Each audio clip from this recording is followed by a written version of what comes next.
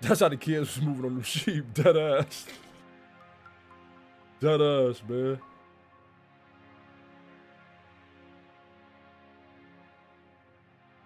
Damn, bro. Fuck. I hate this fucking monitor. I have to get a new monitor.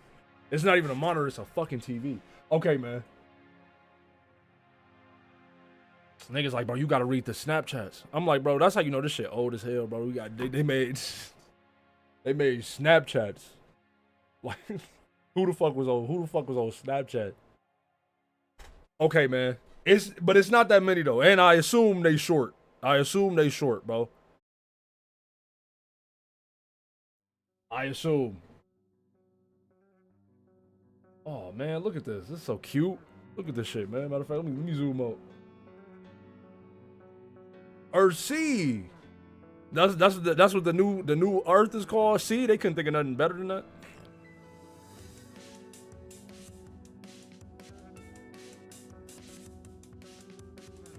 Look at my gang. Look at my squad, bro. I'm saying, like, didn't we see these? Didn't we see all these pics? We saw these. Hey, W callback.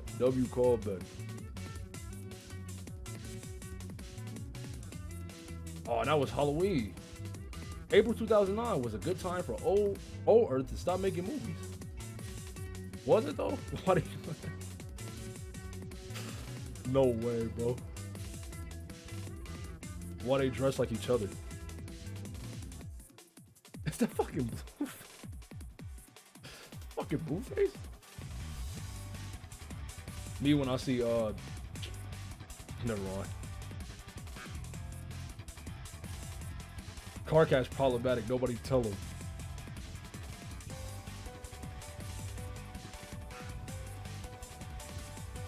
This is such fun, though a touch ghoulish.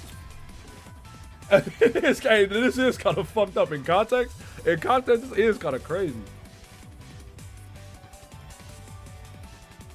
Brother, you still here? They letting you like stick around? How you get niggas Snapchats? How you get niggas usernames? How you get niggas usernames, guys? That's crazy.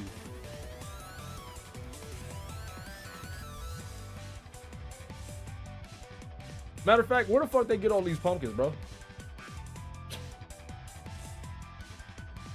Orochimaru and Naruto's wedding. No, deadass. No, deadass. These some good costumes though. All things considered though, these some good ass costumes. I'm saying though, like them niggas, but how them niggas get their usernames and shit? That girl Jane turned into a goddamn capitalist and shit. As a title, it's a bit ostentatious, but really the board insisted.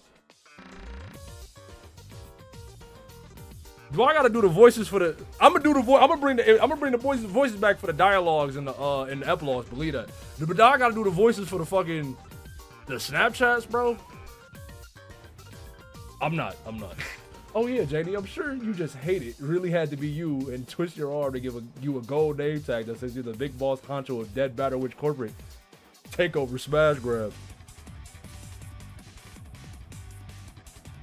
Congratulations, my dear Jane. I'm sure your thorough usurpation of our conquered foe must taste nearly as sweet as the products of your humming oven. They wild. Nigga, I'd be so mad if I was on a date, bro, and then you Snapchatting somebody else, cuz I'd be mad at the motherfucker. Goodness. Well, speaking of tasting, do I spy a dinner engagement to which I was not extended an invitation? All right, man, I'll tweet it, bro. I'll tweet it.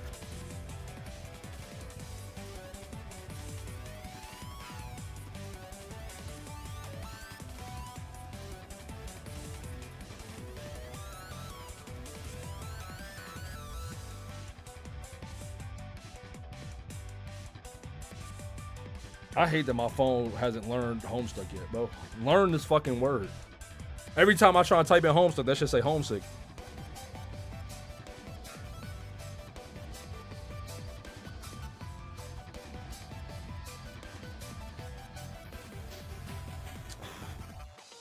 Is there any Homestuck gifts in the?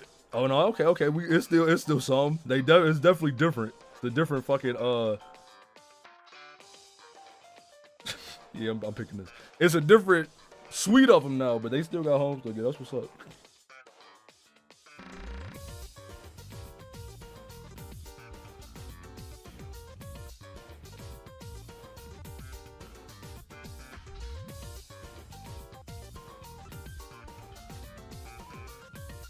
Okay. Janie, if you wanted to turn this into a trio, all you had to do was say so. Okay.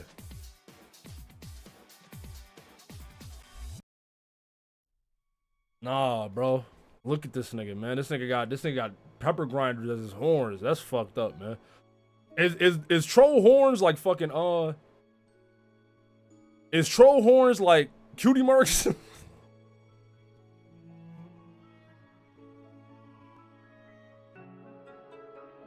I was like, nigga, is this dearly beloved? Hold on. Hey, wait, this tough. Hold on. Hey, this tough.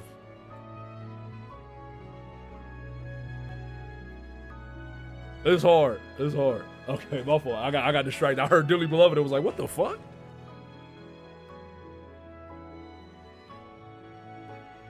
Indeed, no need for you to pout. Come along and join us. Well, if you insist, I suppose this is my day for being easily convinced. Want us to order you anything? Yo, just eat your fucking food. Why you looking crazy for? There's no need. I've just engaged the corporate transportalizer. I should be arriving before this message does. Teddy, no, you got hacked. Wait. Okay, destination hijack. What the fuck? Hacked? Whatever do you mean? If this is some sort of jape, I must say I find it rather mean-spirited. Where the dickens am I? Like, what the fuck kind of... Look, man, look. I'm not trying to cook. But this is not how Snapchat works. Jane, you are our dearest chum, and we would never be so cruel. Roxy's suggestion was genuine. It sounds as though your transportalizer's terminus was rerouted.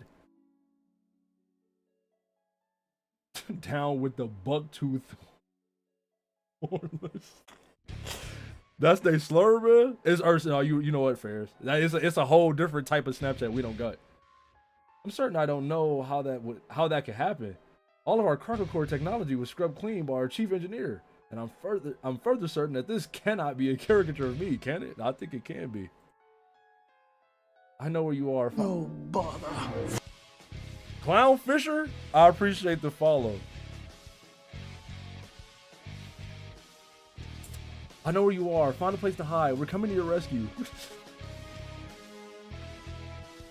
I don't know. This her mask fried me. I don't like the green mask. She look like a fucking Teenage Mutant Ninja Turtle. Hey, nigga. Hey, bro. We good. We so good. Get back to work, you lousy creep, and keep your flophouse peepers to yourself, or you'll be keeping them in a jar. Damn, this paint bad. All right, you mooks. Report in and keep the horned up horsing around to a minimum. If I see 1 inch of green fabric, tease playfully aside to reveal more green fabric, so help me. There. That ought to remind them who's in charge of this crummy outfit. W selfie, demon. W selfie. The jerk with the needles tells you construction on the new felt manor is continuing. You remind him that you know because you're inside and that it's not called that. Oh, just beautiful. This moron slow-mo hokum works over peer-to-peer social media. You don't really know or care what the back half of that sentence means, though. You close this message immediately. Well. Seems like the only mug in this outfit with half a brain managed to stumble across some new territory. Time to get to work on making it yours. What the hell is they doing, man? First confidential meeting of Creator Simultaneity Jubilee Carapace Kingdom Division Committee weeks ago. A lot of words. Top Carapacian scientists have been hard at work on a delightful surprise for our creators. Free Wi-Fi anywhere you go. We hope you enjoy the show.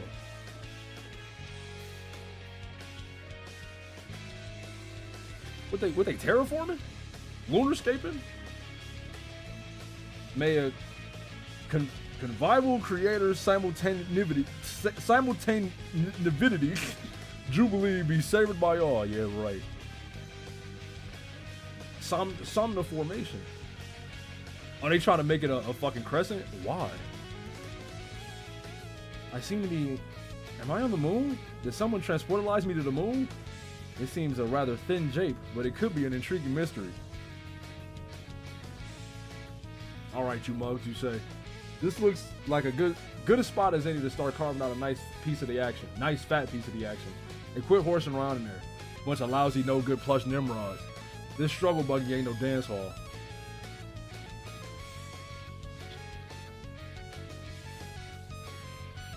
That's Squid King. Squid King did that gift. Jenny, honey, I really can't go into all the mysterious deets right now. I'm flying through space and must concentrate. Sorry. No apologies necessary, dear. Now that the initial shock has subsided, I rather think I'm capable of piecing this puzzle together on my own steam. You didn't used to talk like this. Maybe every now and then, but like...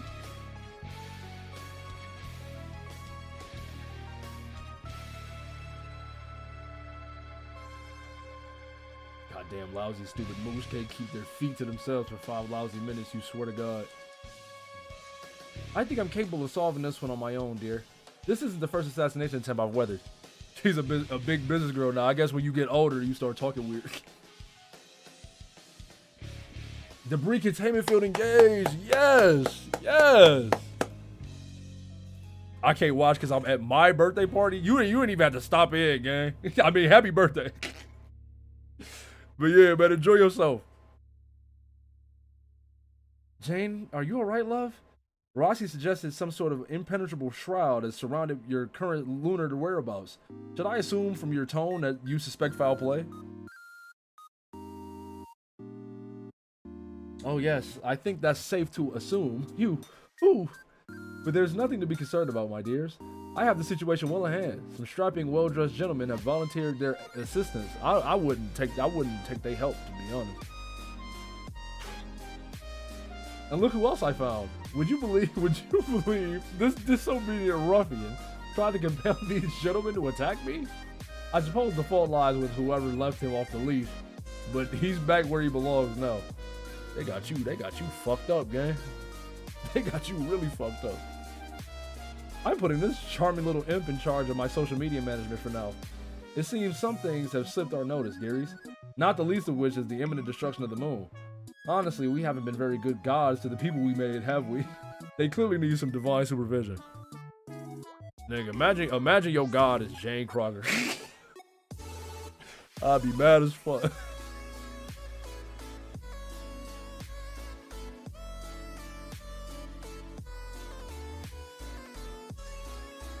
See you in a week.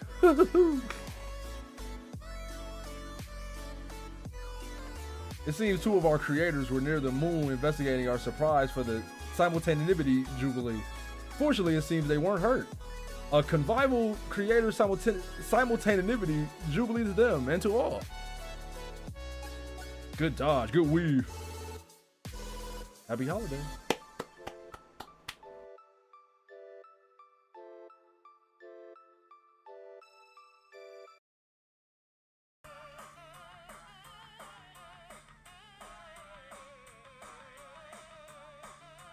I did not like that wink. That wink.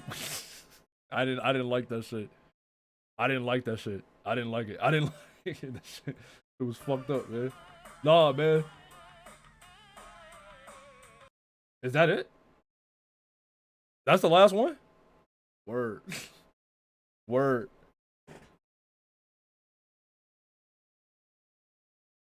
Don't weaken me, gang. Like, I appreciate all the work you done, go on God, but like, don't weaken me, cuz. I'm gonna play House Wall. I bought the fucking like the whole Demon with the sub. Didn't you just sub? I swear you just sub, but I appreciate the sub nonetheless. But yeah, I got all them drinks. Let me see, man. Hold on. Before we swap over, let me look at my Steam library. I don't want to show the whole goddamn the whole stream that shit, cause last time niggas saw my Steam library, niggas like, what the fuck, you got this many games? Then niggas started asking me, hey bro, put me in the family. I'm like, cuz I don't even know you like that.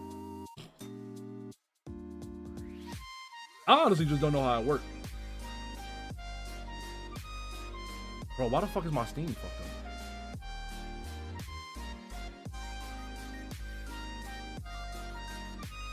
You know what, never mind, bro. My Steam, I don't know, my Steam fucked up for some reason. Fuck it, but I got them shits though. I got them. Okay, man. Now look, before we get into this epilogue shit, man, I'm gonna read this, like, the launch page. I gotta see this shit, man. Cause look at this shit, bro. Look at this shit. Look, don't read them yet. Look how long the content list is, bro. But all right, look, peep. The Homestuck epilogues. I don't use. I've never been on AO. This is AO3, right? This is AO3, right? Or it's supposed to be AO3, right? I've never seen this. I've never been on AO3. Well, okay, we got rate and mature, so keep that in mind. FF, FM, MM. Is this like female, male, multi, and other? What is multi? What is other? Fandom, Homestuck, true. Okay. John Egbert, Rose Alon, Dave Strider, Jay Harley, Jane Crocker, Roxy Lalonde, Jake English, Dirk Strider, Barack Obama. Okay. Aradia Megiddo, Tavros Nitrum, Solus Captor. What? Why? Sorry. Arcad Vantas, Kadaya Miriam, Terezi Pyro, Riska Circuit, Gamzee Makara. Okay. Eridan Ampora. Why? Why are you here? Fefree Pisces, Aranya Circuit, Mina Pisces, Dave Petta, Calliope, Caliborn, Lord English, original male characters and original female characters. Okay.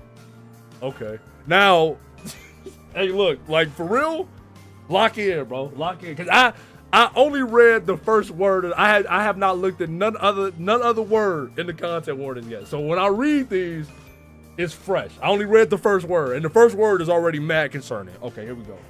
We got rape, non-con, dubious consent, chronic illness, graphic depictions of violence, major character death, suicide, child abuse, okay, sexual abuse, domestic abuse, age difference, pedophilia, white supremacy.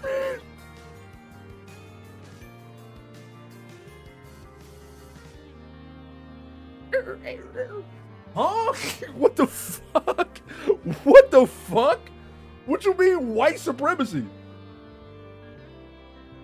Prison camps? Genocide. Okay, no, genocide, that tracks. White supremacy in prison camps is frying me, dog. What the fuck? Transphobia, misgendering, mind control, mind break, bad ending, unhealthy relationships, sexual harassment, breastfeeding, breast milk, milking, misogyny, sexism, toxic masculinity, alternate universe. I think, like, this, do you even need to put this here? alternate universe after all the shit I just read. What the fuck? Canon compliant, canon divergent, redemption, world war, political intrigue, rough sex, light BDSM, black romance.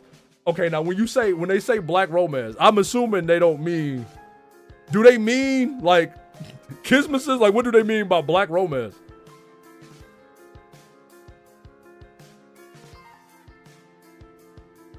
Oh, they do. Okay, all right. Okay.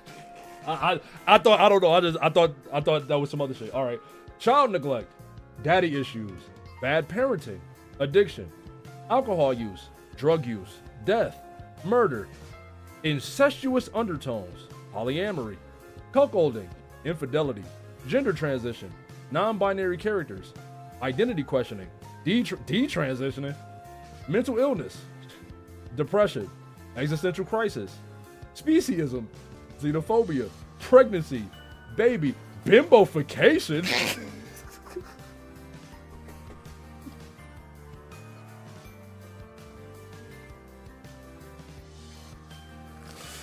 Hey, man. Hey. Bimbofication? slut shaming, gore, blood, body horror, fascism, political rebellion, assassination, furry, anthropomorphic characters, alien biology, Avi positioning. Wait, like bug breeding is that it? Like an ovipositor. That's like how bugs. That's eggs. Yeah, right.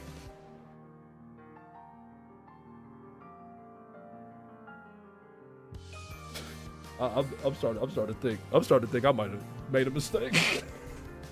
Capitalism, propaganda, super PACs. Super PACs? What they mean by PACs? Hey man. Revolutionary rhetoric. I know what it means, man. I know what it means. I was making a joke. Self-sacrifice. Friends to lovers. Power imbalances. Manipulation. Abuse. Diapers. Diapers? Possession. Starvation. Interspecies relationships. Xenophilia. Vor. Feet. Vomit. Drugging. Cannibalism. And pica. Okay. Additional tags. Oh, it's more? It's more? The economy. Robots. Meta. Fridging. Oh, fucking jeez. Dude, is this like a joke? Is this a joke, or is like are they about to kill off a woman and for the sake of like a male character's development?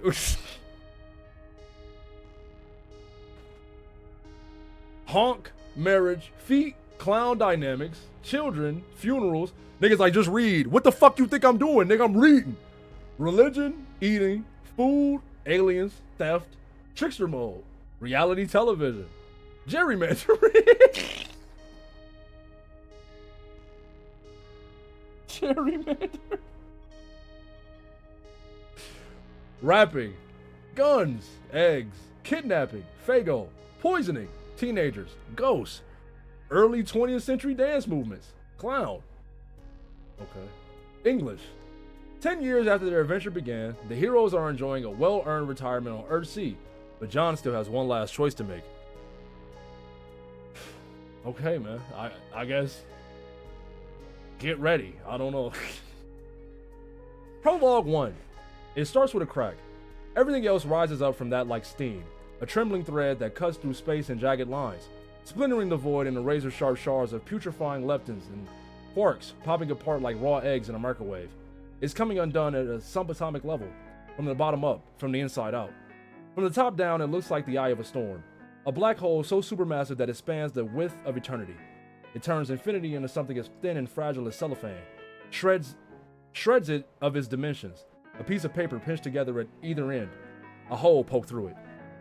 At the center of that hole, the edges can be heard fraying, pandemonium, as continuity buckles in the middle and the two ends come smashing together. Around the hole, ghosts scream. They claw at the dying borders of their dreams with fingernail-chipping desperation. They whip together like the wind, trailing the mutilated streaks of their hypothetical futures with them. It's a multifractal neon cyclone of primordial conclusion, a churning blender of hyperfinal, catastrophically terminal, overwhelmingly permanent double death. The screaming distorts and plunges low as it gets closer to the cavity. At the center, that distortion turns into an eerie music. That's where the cacophony ends. The shattering, the screaming, the squelching, the sounds of elemental particles being torn apart like string cheese shoved through a meat grinder, then dumped down a strangely melodious garbage disposal. It all returns to the same tonic dominant, matching pitch and tone, ironing out the rebellious flats and sharps until the discordance becomes exquisite, a subharmonic symphony that can only be heard in the bones. At the dead center of the event, it is extremely quiet, a silence made of all the suffering that limitless sempiternity can hold, bleeding together until the prism turns to obsidian. It's too vast to comprehend, too black to behold without closing your eyes. Retreating to the back of your own eyelids is to seek the comfort of a familiar darkness. It is to reject an absolute tenebrosity so perfectly alien, it threatens to rip the humanity right through your eye sockets. This is the end of everything. This is the end of Paradox Space. You, wake up. Your name is John Egbert, and you have just had a terrible, deeply pretentious nightmare. You snap out of bed, soaked in sweat, your heart hammering like a fire alarm. It is just as you feared. You've been dreaming in anime again, and you have no idea what it can mean. Look outside just to make absolutely sure the world is not ending. The sun is coming in through your window in bars of soft yellow. The only sound you can hear for miles is the wind skimming the hollows of your neighbor's pipe homes. It's a normal day in the Salamander Village, which you refer to as Salamander Village because the damn salamanders never bothered to give this village a name, you guess. Absolutely nothing of note has ever happened here in the entire history of the planet, which you would know because you created it. Beside your pillow, your phone is vibrating. Rose is calling. The screen of your phone reads 9:30 a.m. Rug PL? I appreciate the follow, gang. The screen of your phone reads 9:30 a.m. April 13th, and also the number 46, which is how many text messages your friend left you while you were sleeping. A bit excessive, even for her. Answer the phone. Since when are you known to operate your telephone? Since, I don't know. Has it really been that long since I called? I can't remember the last time. Neither can I. Anyway, what's up? First of all, happy birthday. Oh yeah, thanks. Fuck, I forgot. Am I correct in presuming this April 13th will be as uneventful as the last? Yeah, I don't want to do anything this year. I hope that's okay. Of course it's okay. It's your birthday after all. Rose? Yes? You wander to the window and watch the salamanders go about their day. All over the neighborhood, the little dad salamanders are putting on their little rumpled hats and picking up their little suitcases and kissing their little families goodbye for the day. You've always been confused about what exactly they contribute to the global economy, but it's pretty cute how much they love playing at being suburban businessmen. The silence over the phone is growing awkward. You stalled long enough. You decide to just come out and say it. I've been dreaming in anime again lately. I have no idea what it can mean. I see. It's horrible every time. And I don't mean because anime is bad or anything. It's not that. Whenever I have these dreams, everything's breaking apart. Millions of people are screaming and dying. I mean, dying permanently. Not the kind of bullshit dying that we've been doing a lot over the years. A couple yards over, a salamander blows an astounding spit bubble. Truly one for the books. Your eyes trace this meandering journey into the sky as you gather your thoughts. What do you think it all means? What do I think what means? What do you think it means that I've been dreaming in anime? I don't have the slightest idea what it means that you've been dreaming in anime, John. To be honest, You wait for Rose to finish her thought. She doesn't, which is troubling because you have never known Rose to leave a thought unfinished in over 10 years of acquaintance. You suppose it's possible it may have happened one of the times she died. You wouldn't bet on it though. Rose, are you okay? Not exactly. What's wrong? I think my condition's been getting worse lately. Condition? It's why my messages probably sounded urgent. You left 46 messages. Yes, they were all urgent. Oh. I don't think I can wait much longer before telling you. I held out for as long as I could. I figured your birthday was as good a time as any to let you know. Let me know what? It's crept up on me these last couple of years. Gradually enough to ignore it was happening. Ignore it. Oh, ignore as it was happening. I read it right the first time, then I thought I read it wrong. But I can't anymore. Lately, the visions have been overwhelming. Visions? John, I have terrible headaches these days. Talking on the phone doesn't help at all. Would you mind flying to my apartment so we can continue this in person? Oh, yeah. You mean now? Yes, now is the time. I've put it off long enough. You move the phone away from your ear and assume an expression you haven't practiced in years. It is the look of a man who actually has something to do. Holding the phone directly in front of your face, you speak into the receiver. Okay, I'm on my way. Bye, Rose. As you hang up the phone, a familiar feeling settles over you. A feeling of standing? Standing and being alone. In your bedroom, as a young man. On your birthday. You swear you felt this feeling before. It's almost like a young man stands alone in his bedroom. It just so happens that today, the 13th of April, is this young man's birthday. Though it was 23 years ago when he was given life, and 10 years ago when he was given a name, it feels like it is only today that he will begin to understand what all that means. That young man is you, John Egbert. What will you do? Hey man, can I keep it a $150? Off the top, I already like this format. Not to say, look, I ain't trying to shit on main Homestuck. I'm definitely not trying to shit on main Homestuck because I love main Homestuck. But I already kind of like this format more. Can I keep it a buck? Can I be honest? When you arrive at Rose's apartment, you find her asleep on the couch. You slide the balcony door open quietly. Rose? Her eyes flutter open. She looks like a ghost, and not the kind of ghost that looks and acts exactly like an alive person. How long have I been sleeping? I don't know, I just got here. Are you okay? I'll be fine. That looks like a lot of pills you're taking there. Yeah, it's not what you're thinking though. What am I thinking? These are controlled substances that have been prescribed by a legitimate doctor to ease the symptoms of my condition. I'm using them only as instructed. Okay. So there's nothing to worry about. But you said you have a condition. Isn't that bad?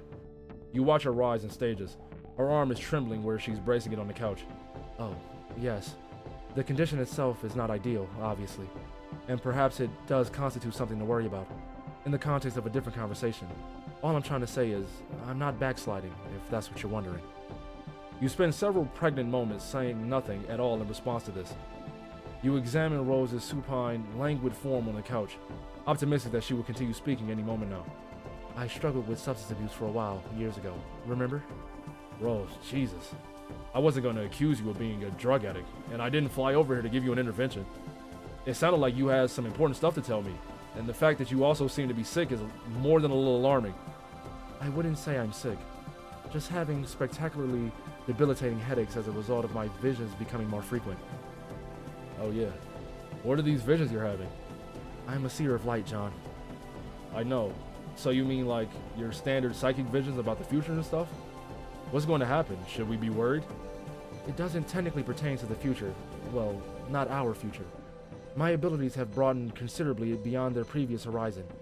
They shed light on many unseen events. Past, present, future, and realities and frames of reference that have no intersection with ours at all. It seems to be an unfortunate side effect of God's abilities. They can advance at a rate beyond one's physical ability to keep up with. Fortunately, it doesn't seem to be happening to anyone other than me. Yeah, can't say I've noticed anything like that. Or improvement in my powers for that matter. It's not about gaining additional power, so much as the gradual dissolving of the boundaries between your own awareness and that of your many doomed selves who perished in other timelines. It's a slow and apparently rather uncomfortable accretion of knowledge. Perhaps I'm the only one to notice any change, since my aspect explicitly relates to knowledge. I guess that all makes sense. So what are these visions showing you? Many things. They're quite disjointed and sometimes hard to rearrange into coherence. But in totality, I've pieced together a greater understanding of our present situation and all the events that led us here. You watch Rose stagger to her feet and cross the apartment. At the kitchenette, she knocks back another pill with a practiced motion, no water. Her vacant stare drills into the countertop as she quietly waits for the medication to take effect. And what? What is it about our situation that you wanted to tell me? Is it bad? Good and bad are words that don't mean anything, beyond a certain threshold of mortal consideration. There's a different scale I've come to understand. Another dichotomy that's less emotional, I guess. Consider instead the word good, using the word essential. And what exists at the opposite polarity from essential is something that is best not to contemplate. What are you talking about? This sounds fucked up. Yes, that sounds like a reaction you would definitely have to the things I'm telling you. I really should cut it out and just start from the beginning. You follow Rose to the balcony. She raises a hand and points directly into the clear blue sky. She points with purpose, as if to say there. Right there, precisely is where the green sun would be, if it still existed. The green sun is gone. What? It has been destroyed. At least, from the current frame of reference it has. It still existed, and therefore, in a way that's hard to explain, currently exists, over a nearly infinite span of time, presiding over the birth and death of countless universes. But this universe, our universe, is not one of them. You saw this in a vision? No, Jade told me. She did? How does she know? She can't draw from his power anymore. She no longer has the ability of a first guardian. It has been this way for several years. I suspect she has kept this fact on the down low, however. That's surprising, I guess? Or maybe not. I don't know, it's not like she tells me a whole lot these days. It's also not like she's had any particular need to unleash the full fury of the green sun. Not while she's been gallivanting around with Dave and Carcat under whatever perplexing social arrangement they have settled on. Anyway, her account of the sun's destruction syncs up with the data supplied by my visions. I have no doubt it's gone. How did that happen? It doesn't matter much, for our purposes. There was a cataclysmic event, a suicide strike by a very powerful being, much like the one Dave and I attempted, once upon a time. But it turned out the explosive force we released was only a catalyst, a causal gesture. What was needed to destroy the sun was a consumptive assault. Consumptive? The entire sun was swallowed by a supermassive black hole. I digress, though. You press your eyes shut just for a moment. Behind them, you see a black hole so supermassive that it spans the width of eternity. You quickly open your eyes again and pretend to forget what you just saw. There's really no route through this expository garden path that will adequately cushion you from the bottom line, John. You will need to travel back into the canon and defeat Lord English. You shrug and try to look casual. You pull off the most casual shrug that a guy has ever shrugged when being presented with the inevitability of his own fate. If Rose were looking at you right now, she would be totally convinced that you are approaching this topic with a level of nonchalance that is entirely plausible and genuine. You're sure of it. Yeah, I had a feeling that was going to come up again someday. I'm sure we all did. That is, even those of us without visions. I was doing my best not to think about it. I guess we can't put it off any longer then? Now is the time. We are rapidly approaching a point of no return. If the decision isn't made soon, it will be too late. The issue will no longer matter. When exactly is the point of no return? Today. Wow. Okay then.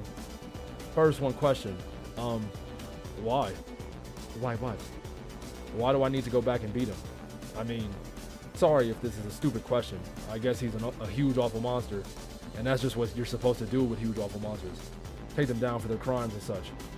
But why does he actually need to be defeated at all? To be honest, it's been years since we've even bothered thinking about any of this, and everything seems... Take a look around and survey the current status of all life on Earth, which is totally possible to do from the vantage point of a single apartment balcony. Fine? Of course everything is fine here. We're outside of canon now. Yeah, I know. What does that actually mean, though? Are you saying this isn't really happening? Of course it's happening. Just because certain events take place outside of canon, it doesn't mean those events are non-canon. Oh. In other words, there is an important distinction between events which can be considered to occur inside canon, outside canon, and those which are not canon at all. I can turn the music down. I can turn it down. If y'all want me to turn it down, it ain't shit to turn it down. Matter of fact, I'll turn it down. I'll turn it down a little bit. Just a little bit. Just a tad. Just a sprinkle. Just a sprinkle. Fuck, where was I? In other words, there is an important distinction between events which can be considered canon, can be considered to occur inside canon, outside canon, and those which are not canon at all. The day we went through that door and claimed our reward, we passed a threshold between continua marked by differing degrees of relevance, truth, and essentiality. Those are the three pillars of canon. What? Rose shoots you an irritated look. You know what that look means. It's reserved for the sort of bozo who just said what once too often. Any event said to take place inside canon will have non-zero value of relevance and essentiality, while maintaining an absolute foundation in truth by definition. Whereas events outside canon have diminished value of relevance and essentiality, or, for the most part, can be considered neither relevant nor essential at all. But such events can't be said to be untrue either.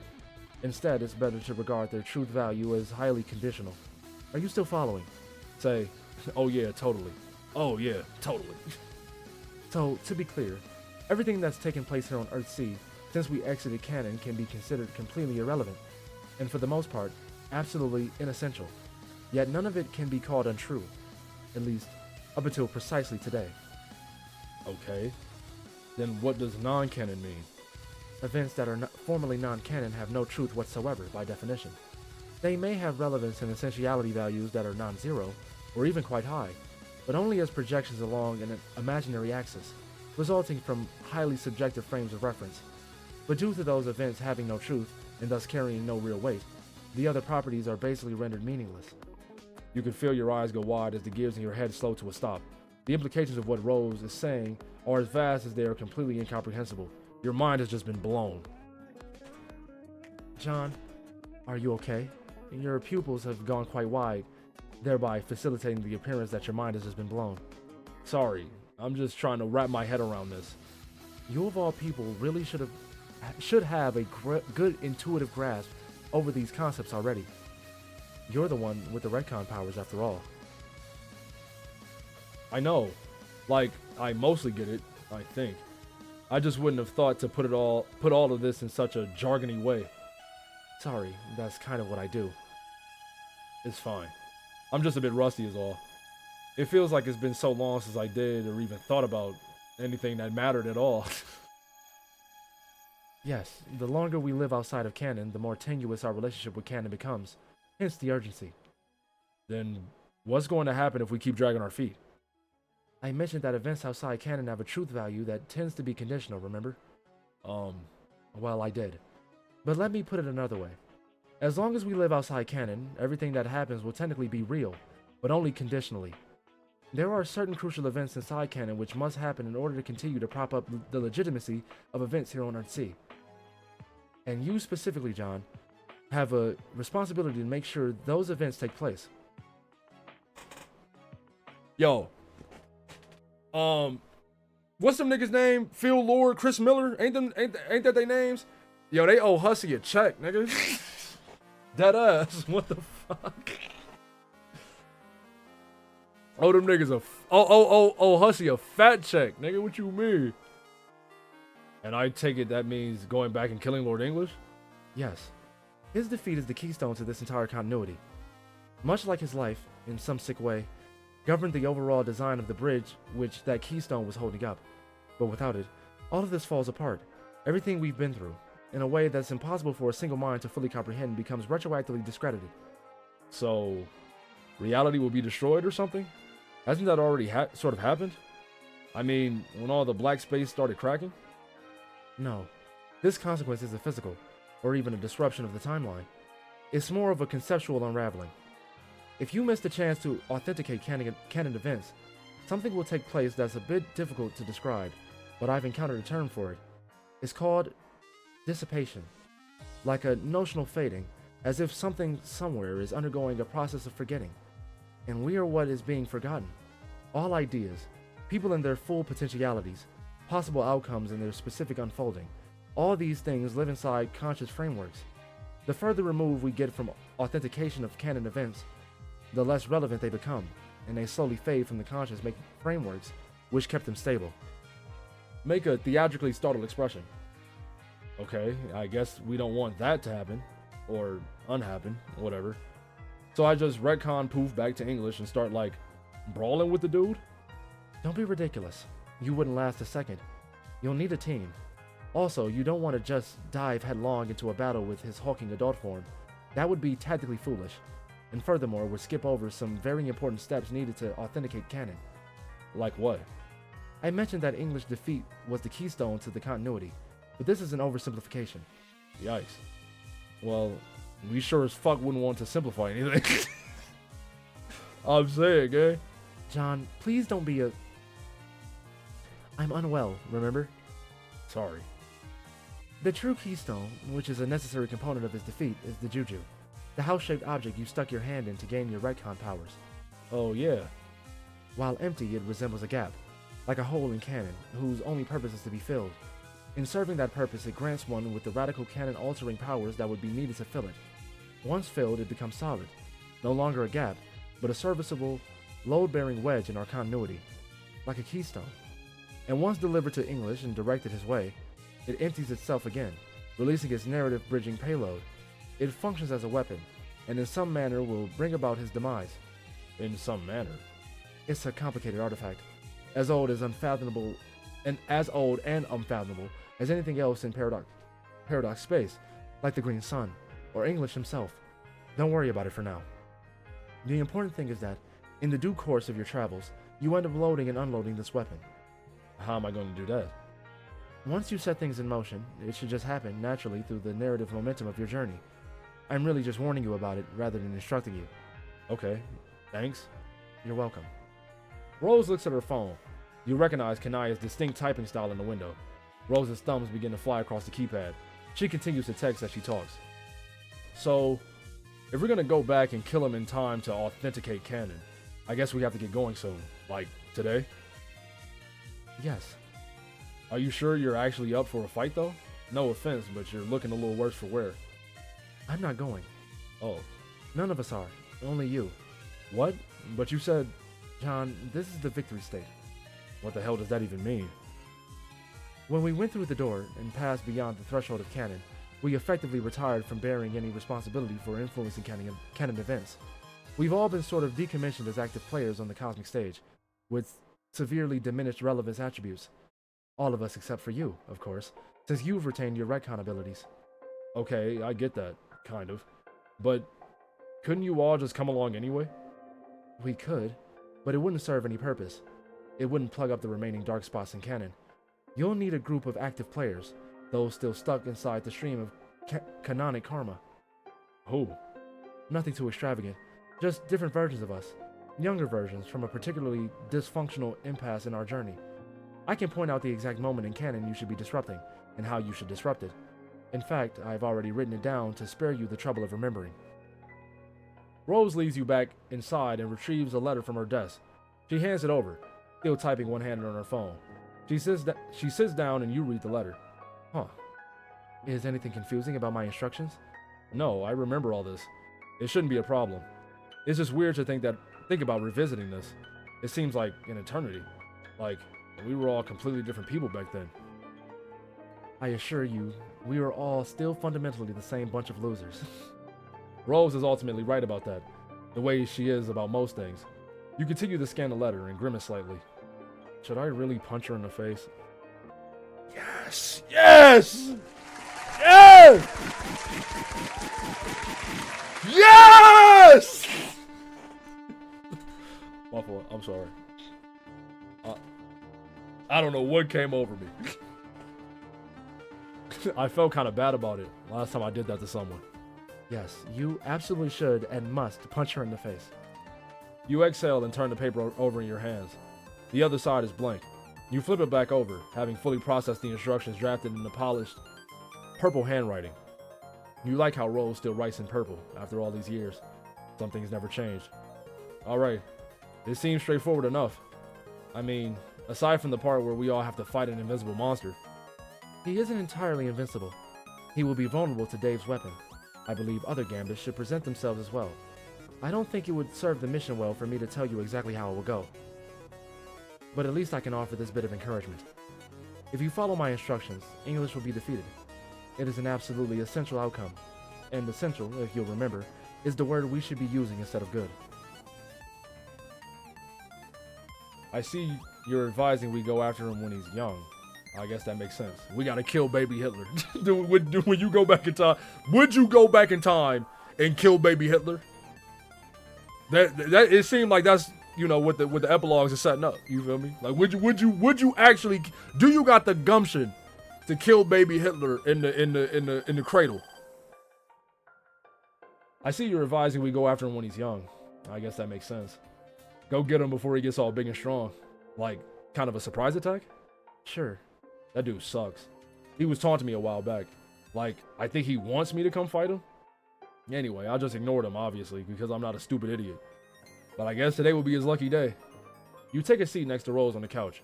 Examine your friend. Her eyes are closed and her hands are folded in her lap. She's not asleep, but she looks wasted. Like all the life in her has been sucked out through a straw. Like she's insubstantial. When you were kids, you always thought that Rose Alon had all the answers. That she could fix any problem with a wall of text and a witty rejoinder. You guessed that much about her hasn't changed. She's still trying to solve the problems you all left behind. You can't believe how sick she looks. How did this happen to her? I should probably get going and let you rest. We can talk all about it when I get back. I'll fill you in on how it went. Hopefully you'll be feeling better by then. Oh, yeah. Is something wrong? Rose opens her eyes and looks at you, but she says nothing, just looks. I'm not scared if that's what you're worried about. You already said we're gonna defeat him, so nothing to fret over, right? Yes, you... Something flickers through her eyes, almost too quick to catch. When she smiles at you, it's warm and sincere. You're going to do great. Hey, Rose, man. Are you okay? Are you okay? You need some water? Hey, Rose. You need Advil or something, Rose? What's happening? Rose slides her arms around you. After a while, she releases you from the embrace and gets up to fetch her bottle of pills. She pauses at the bedroom door to look at you one more time. Goodbye, John. She closes the door behind her. Hey, man. Hey, Lalonde, man. You better come out of that bedroom. You better come out of there. Look at the letter. You run your thumbs along the edge of the paper. Is this really it? One hug from Rose and you're off to face your destiny? The instructions in the letter are clear, but you aren't sure precisely what to do next. Inertia and indecision keep your feet planted firmly on the carpet. Then, as if directly answering your quandary, your phone buzzes in your pocket. It's a text from Roxy. Read text. It sounds important. You get up to go without even thinking about it. You exit through the sliding glass door and leave it open behind you. It's a beautiful day in the Carapace Kingdom, just like it was in the Human Kingdom and just like it was in the Salamander Village. But whatever faults this paradise you created might have, you sure don't hear many complaints about the weather. You're sitting with Roxy and Calliope on a giant chessboard patterned tablecloth. It's a nice touch, you think. But if you spend any time shopping in the Carapace Kingdom, you know most things you can buy are chest named.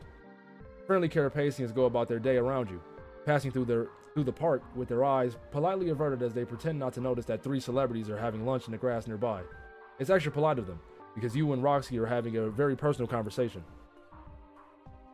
She looked alright, mostly just tired. At least she seemed to have enough energy to babble at length about philosophical gibberish and things about canon and such. LMAO. Guess she filled you in on all the ultimate self junk then. The what? The shit where she starts knowing everything and feeling bad. Oh, that's not the term she used. She just kept describing it as a condition. You haven't been feeling anything like that, right? What, getting to know my ultimate self? Yeah. Man, I barely got a hold of my basic ass self. Yeah, she said she was the only one going through this, that she knew of. Poor Rose. At least all that medication seems to be keeping her sort of functional. Roxy gives you a serious sidelong glance. Remember that whole totally unprovoked spiel Rose gave you about substance abuse? She said it wasn't like that. I mean, she said it was under control. Well, what the fuck do I know? The only illicit substance I've ever done is lick that stupid trickster lollipop. Never again. Yeah, whatever. Can't say it's much my business anymore. Rose and I aren't as close as we used to be. Why? You nod, sort of knowingly, because you're thinking about how you hadn't talked to Rose in ages either. Roxy gives you a quizzical look, but you turn away before she can draw meaning from it. And Miriam's been keeping her real busy since they got hitched. They both vanished down the brooding caverns and that was pretty much that. Only since she got sick and spent more time at home did we start talking more again. It's been great, but our conversations have been a little bit upsetting. And here it comes. The thing you were trying to avoid thinking about the moment Roxy texted you, about how you haven't talked to Roxy in ages either. You were having such a nice time ignoring that fact too. Change the subject. So, are you and Callie still living at the same place I last saw? The one near the tower? You look towards the bell tower in the distance. It's a Gothic building so tall that it casts a shadow through the midday sun. It's an important landmark in the kingdom, the tallest structure for miles around, and the only way you can ever navigate your way here flying. Carapace architecture is otherwise identical, a reflection of their functional collectivist society. Yep. That's cool. It's a nice place. Yeah, I like it here. I've thought about it, but I'll probably never want to live in a different kingdom. I still feel most at home around the chess guys. Makes sense. That's how I feel about the salamanders, which I realize actually makes no fucking sense. They lead simple lives. I don't really care for the chaos of the human or troll cities. Neither do we. You watch Roxy smile and reach for Calliope's hand. Look away before you start dwelling on it. You start dwelling on it immediately, looking probably quite conspicuous with how quickly you whipped your gaze away. But seriously, what is up with their relationship? Is it romantic? Platonic? Can cherubs even have a romantic relationship? Are they even interested in it? Like on a fundamental level? Do their brains and hearts even work that way? Questions like this used to keep you awake at night. You look at them, and where Roxy's fingers are entwined with Calliope's green claws. Calliope is still wearing the Ring of Life, the same one you obtained in a ludicrous adventure through the afterlife, and then reobtained in a ludicrous adventure through canon, when it was stolen from you. It's the same one that allowed Calliope to stop being dead in the first place, and to come live with your friends here on a beautifully renovated home planet. And it's the same one you gave Roxy all those years ago, to fulfill a promise made to a very special new friend. At the time, the gesture felt so important. It felt more meaningful than any gift you'd ever given. Like there was some grand emotional gravitas about it that signifies something deeper than what it turned out to be. You have since concluded you were just imagining things, ascribing symbolic meaning to gestures that they simply didn't carry, like the dumb kid you were. Never ask a xenophobe the species of their wife. That's a +2, gang. That's a fucking +2. Tactfully avoid saying anything at all about Roxy and Calliope's weird, ambiguous relationship. But you can't stop thinking about it. What goes on in Roxy's head? What she thinks about you. You and all your friends have dispositions affected by your classes and aspects. You think you know what that means in your case, but what about her? You can only speculate. Void is a place where things sink and disappear, where they linger forever but cease to exist. You aren't actually sure if your feelings for Roxy ever really faded, or if they just grew numb with time and distance. Is it the same for her? You know, we was having a conversation recently. Me and Marina was having a conversation. It was a short conversation about class specting the Kingdom Hearts characters, like the fucking nerds and geeks that we are. And I forgot what class she gave Riku, but she gave him Void. And I was thinking that I didn't really think of Void as darkness, because her reasoning is that Void is similar to darkness in Kingdom Hearts. And before this paragraph, I didn't really think of Void and darkness as being analogous. But after reading this, I'm like, this is literally darkness. Like the way they describe, or the way that darkness manifests itself in Kingdom Hearts is almost exactly how they just describe Void. So now I agree with Marina. She not here, but I agree with her. Fuck. I just read this paragraph. I was like, where was I? I just read this paragraph. You search your soul for the answer, but come up empty. The truth is, you suspect her mental interior is unfathomable. In fact, you feel sure of it. You wonder suddenly watching her. You wander. You wonder. I can't read, gang. It's fucked up, because this, like, obviously main Homestuck was also a lot of reading, but this is like traditional reading. So it's about to really expose the fact that I can't read. You wonder suddenly watching her. This version of her, that is. The one with whom you share all these bittersweet memories. Will you ever see her again? John? Oh, what? Please forgive me if I come across as impatient, but if we are finished with the pleasantries, I believe you have a choice to make. Fairs.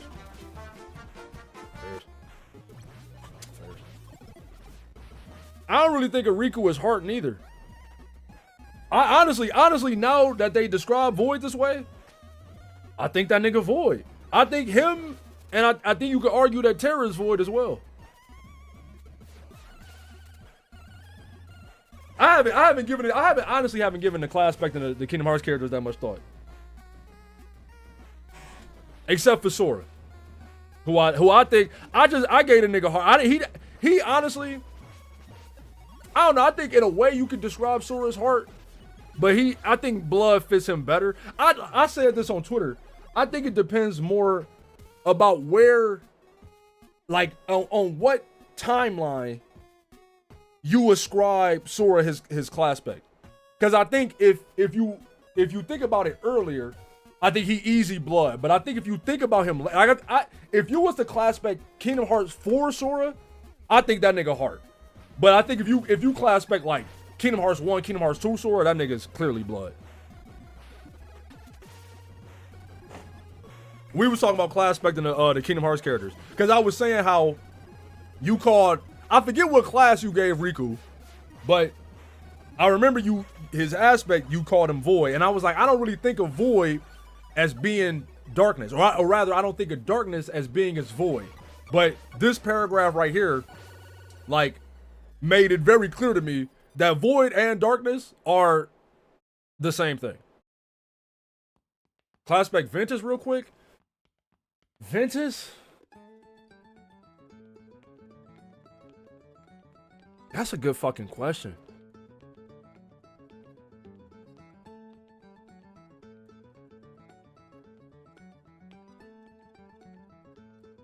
I'd have to look at the doc again, because I don't got the aspect's not that fresh in my mind no more. And Ventus is kind of a complicated character. I don't want to get into like why he's complicated, because I would have to spoil Birth by Sleep. But that's a good question, man.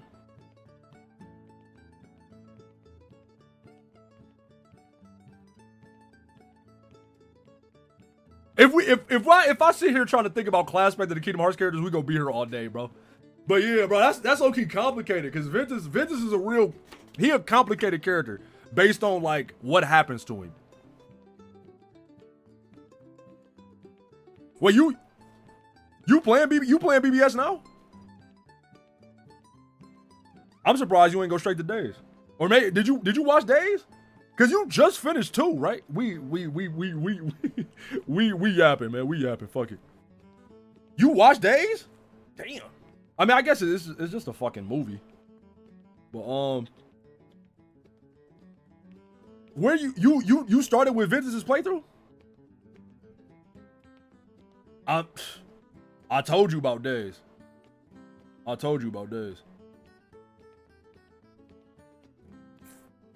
I don't know. Depending on where you at, I don't got the BBS story fresh in my head. But I think, well, I mean, it's probably a bunch of other people in here that ain't played BBS. We could talk about it though. But I don't, bro. You hold on, because now, it's not that serious. Because I don't want to get too in the weeds. Because now I'm really thinking, what would I give Ventus? What would I give Ventus? But we'll talk about that later, bro. Let me actually read this shit. Niggas, see, I told niggas, man, don't get me talking about Kingdom Hearts, man. Please do not get me talking about Kingdom Hearts, man. Don't get me talking about Kingdom Hearts, because I'll lose my whole train of thought. Matter of fact, where the fuck was? Please forgive me if I come across as impatient, but if we are finished with the pleasantries, I believe you have a choice to make. Huh? The choice as to whether you will go defeat my brother or stay here. Have you decided yet? There's a choice? Calliope is smiling brightly, but Roxy's face has no expression at all. I was just assuming I had to go, because if I don't, then a lot of stuff will stop being real, or I mean, stop being canon. To tell you the truth, I'm a little confused about what will happen if I don't go. But it sounds like it would probably be bad. That may be so. We are not here to caution you about the consequences of your decision either way, but there is always a choice. Roxy and I merely wish to invite you here for a nice human picnic, and show our support for whichever decision you make. To be honest, it's a relief to finally be doing this. It is? Mm-hmm. How much of you actually talked about this? I mean, how many people knew this was going to be a thing? Just us and Rose. Well, Dirk too, I think. She's been talking to me about it a bunch. And him too, but I don't know how much. He's got, like, thoughts about all this shit. But whatever, that's not important or even remotely surprising. Bottom line, Rose has been tormenting herself about having to tell you. I'm just glad she finally said it so she can rest. Now it's up to you. Yes, take all the time you need. Again, we aren't here to influence you. It's very important that the decision come from your desire to go through with it, one way or another. Any tampering could taint the results. No, she just changed her name. It's the same account, she just changed her name. Taint the... Wait, what? So, what'll it be, John? A chill runs through you and stays there. Consider the gravitas of this choice. You try, but you can't. Because you weren't really prepared for it. You didn't think it was a choice at all until this very second. You think back to the way Rose looked at you before she went to bed. What if she told Roxy that she didn't tell you? The chill tightens around your throat and turns into fear. No, not fear. The feeling is worse than that. It's regret. You wasted your time here on this idyllic restoration of Earth. Why did you spend so much time alone, moping around the house mourning your dead father, who probably would have wanted you to get more enjoyment out of your teen years as well as your unusually early retirement? There's so much you could have done. You could have even reached out to Roxy again. Maybe she was waiting for you to do that. Maybe your withdrawal hurt her. Maybe she was heartbroken, just like you kind of feel right now. You study her perfectly stoic face and conclude nothing from it. Her expression reminds you of how Dave used to look when you first met for real, before years of living with Carcass softened him up. Impenetrably cool. Or impenetrable cool. It's too late to figure any of this out now. You fucked it up already. Unless, of course, you choose to stay. Upon further examination, you realize that Roxy's stoicism isn't cold. There's concern there. She's displaying restraint, keeping quiet while you make up your mind. You're sweating, you realize. Cold sweat. Even worse than the anime nightmare sweat you woke up soaked in this morning.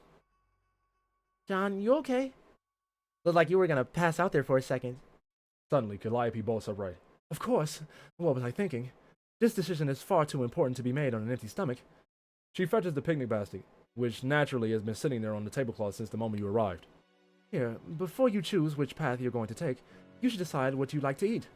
I've packed a wide variety of provisions, easily enough to satisfy even the most ravenous picnic-goer's appetite.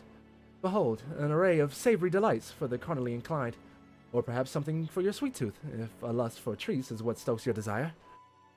Calliope produces 2 dishes from the basket and begins gingerly unwrapping them. The unwrapping is so ginger, in fact, that there's something almost dramatic about it, like the opening theme of that boring sci-fi movie with the monolith and the bone-throwing monkey should be playing as she peels away the cheesecloth. Hey, chill on 2001, man. I like that movie. The beginning is boring. As important as the beginning of that movie is, it is boring. I remember my aunt, because me and my aunt had this real in-depth discussion about AI, which didn't amount to shit because she still uses it, but whatever. She old, bro. I don't know what to tell her. But we had this big in-depth discussion about AI, and I was saying how like it's so many movies about how like the rise of AI is like bad. You know what I mean? And we was talking about like The Matrix, a bunch of other shit. And I mentioned 2001: A Space Odyssey. So like, you know, I'm gonna go watch them movies. And I'm like, you should. They good movies. They good movies. So then a couple days later, she came back to me and was like, I couldn't watch 2001: A Space Odyssey. They was all the monkeys was walking around. I just bust out laughing because I'm like, it is. I'm like, you should give it another shot because once the monkey part over, it's really good. But nah, man, that shit was funny though. On one plate is a pile of meat, rare, almost bleeding cuts from animals you can't identify. The other plate holds a generous heap of colorful, exotic-looking candy. You scoot to the side and peek into the basket to see if there's anything else. There's a book in there, but no more food. This is all there is. Is this how they contextualize picking between the 2 paths? Contemplate your lunch. You put a finger to your lips and focus on the food with great intensity. You stop fretting about choices and heartbreak and eternity in Lord English. Your entire world narrows to a single point of light as you are utterly consumed by the overbearing decision about which of these absurd meals to have for lunch. Meat or candy? Meat or candy? The 2 possibilities pinball around your skull. Meat or candy? It's a tough choice. On any other day, you might be inclined to simply follow the whims of your cravings, but no clear victor surges to the forefront of your mind. Either option offers a tempting means of sustenance. You know the meat will be rich and filling, and if you're being honest with yourself, you haven't had the most robust diet as of late. You didn't even have breakfast. Probably a good idea to eat something resembling a real meal for once. But you're no stranger to Calliope's taste, as far as carnivorous comestibles are concerned. You know every cut on that plate is rare to the core. It'll fill your mouth to bursting with juice, lie heavy on your stomach for hours to come as your body works to break down all the nutritious protein and fats. It might be tough to chew. It might even be tougher to swallow. Maybe the candy is the better choice for a picnic like this. Something that'll go down easy and fill you with bright energy as you pass the time with your friends. You know you need to just let go sometimes and stop worrying so much about what other people expect of you, or even what you expect of you. It's not a bad thing to enjoy yourself just for the sake of pleasure. To eat too much and all that sweetness can make you sick. Roxy and Calliope glance at each other in confusion as you deliberate over what to eat. You suppose it's taking you a while to choose, but each dish is appealing enough in certain ways. Each has its potential dietary drawbacks. You don't want to make a decision you can't stomach. Meat or candy, John? Meat or candy? You release your breath when you realize you've been holding it. You're being ridiculous. What's the sense of fussing over lunch? In the end, it really doesn't matter. Whatever you choose, it'll all be flushed down the toilet tomorrow. Just go with your gut. Don't sweat the small stuff. There are much more important things out there to fuck yourself up over. Choose. Meat or candy. Woo! Hey man, I fuck with it off the top. Just off the prologue, bro. I'm excited. The content warnings scared the hell out of me. You feel me? And I'm still a little scared, but just off the prologue, bro, I'm geeked. I'm still geeked. I'm geeked. But you know where we going, man. I already said where we going, man. I never let the beef get cold, nigga. Where's the meat? Meat. Epilogue 1. Meat was definitely the right choice, you think, as grease drips down your chin. The meat is cold and undercooked, so you have to grab at it with both hands while you rend it apart with your incisors. It bursts into chunks, filling your mouth with blood and your throat with mangled knots of gristle and long strings of muscle fiber. You take big bites. Big bite! Almost too big to swallow. So big that you choke on that meaty mulch and hock some of it up into your nasal cavity. Ugh.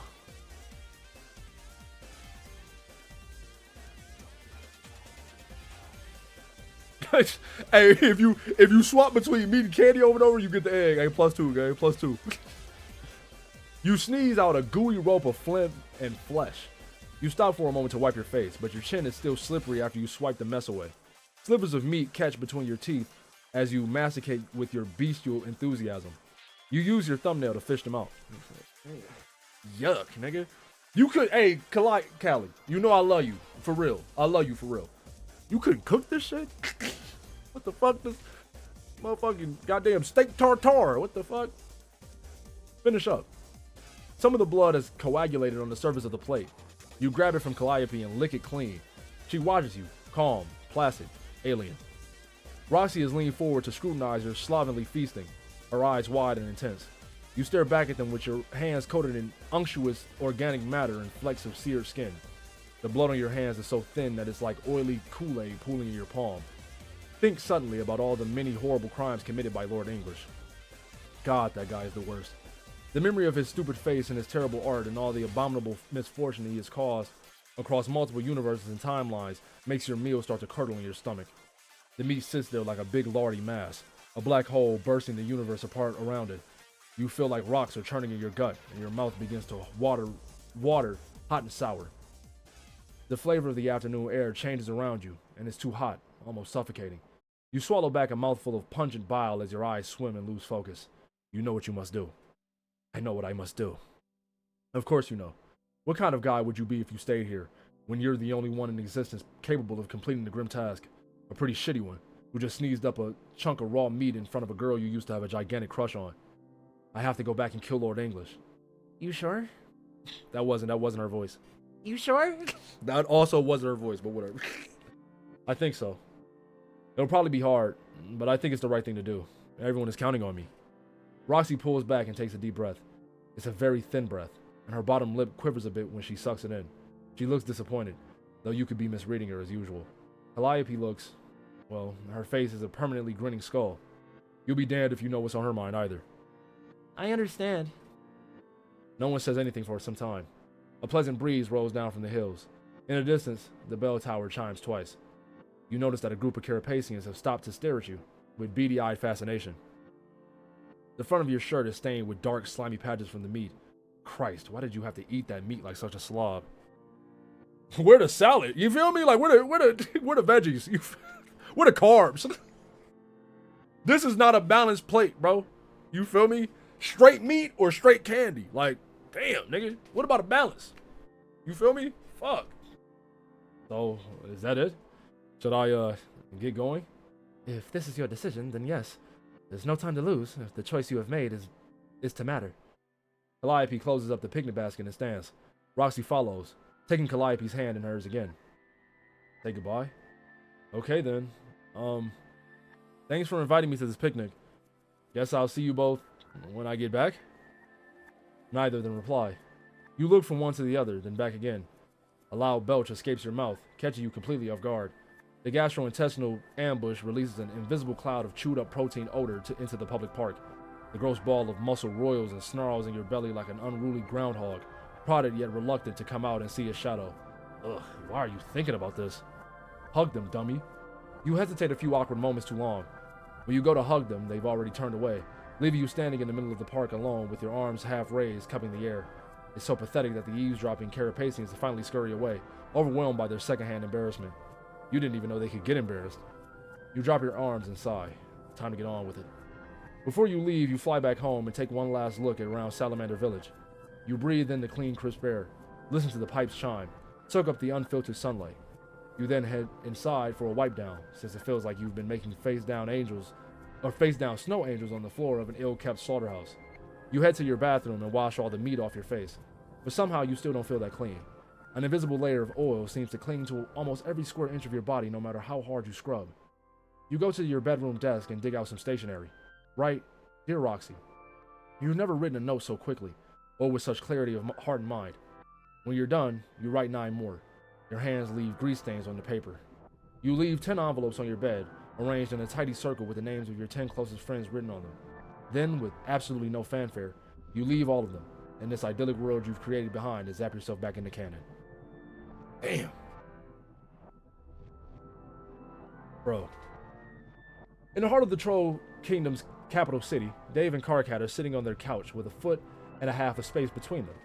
It's a typically picturesque day outside, but Karkat has the curtains drawn shut all the way. This is part of their compromised living situation. Dave puts up with the trollish non-Euclidean architecture and bizarre social mores, and Karkat has adjusted his diurnal schedule to, in theory, see the sun. Bro, you have got to check this out. Karkat is leaning forward, munching on chocolate-coated beetles and totally absorbed in what he's watching. The glow from the television highlights the dark bags under his eyes. Dave reaches out and very gently pokes Karkat in the cheek. Karkat flinches out of his full-body slouch. Not now, Dave. Jake's ass is on TV again. Stop ogling Jake's ass. This is important. Who the fuck are you to tell me whose ass I should stop ogling? Look, it's absolutely hypnotic. I mean, not in a sexual way, per se. Of course. Dave casts a weary look towards the TV, where Jake English is shamelessly exhibiting what is definitely his best feature in front of a live studio audience. This is a regular highlight of his and Dirk's hit television show, Rumble in the Pumpkin Patch.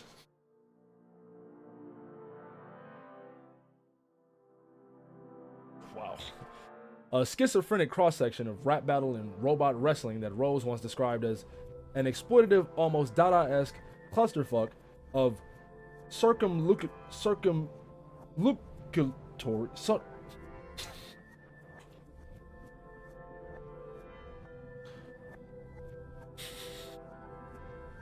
circumlocutory. I don't know this word. We didn't have this word in the trenches. We did not have this word. This word did not exist in the trenches. We didn't have this word in the trenches. Hold on, bro. Hold on, man. Yeah, fair. I gotta look this up, man. I have to look this word up, and I need the definition. I need the pronunciation. Marked by or exhibiting circumlocution. The use of an unnecessarily large number of words to express an idea. Huh. Wow. Yeah. Circumlocutory.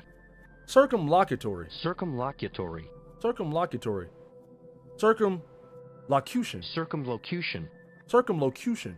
Circumlocution. Circumlocutory. Circumlocutory. I'm never using this word ever again in my life, bro. I don't even know. Alright. Circumlocutory pretension and sweaty homoerotic restriction. Jake came up with the title for the show, and Dirk absolutely loathed it. However, before Dirk can insist on an alternative, Jake had already posted an online poll pitting his idea against whatever Dirk's lame idea is. Needless to say, the second opinion was much less popular. Karkat gestures at the televised spectacle a bit helplessly. It's all in the way it's being programmed by the station. It took me a while to notice, because it's not like I making a point of staying glued to this phony televised human gladiator garbage. Hello. It's soft as fuck. They barely even try to make it seem real. Dave, I consider myself a cosmopolitan individual, a man of learning. But as a native Alternian, I'm actually fucking offended by this insulting display of namby-pamby pageantry. Anyway, the more I watch, I can't help but notice the camera's lecherous fixation on this boy's voluptuous posterior. Can't say I blame them, I guess. At least it shows they know exactly what's paying the fucking bills, because it sure as hell isn't the quality of the slam poetry. Who gives a shit about that? Although it pleases me to hear you taking note of the economics of this broadcast, since it is apropos to the topic at hand, but more on that later. Apropos of fucking what?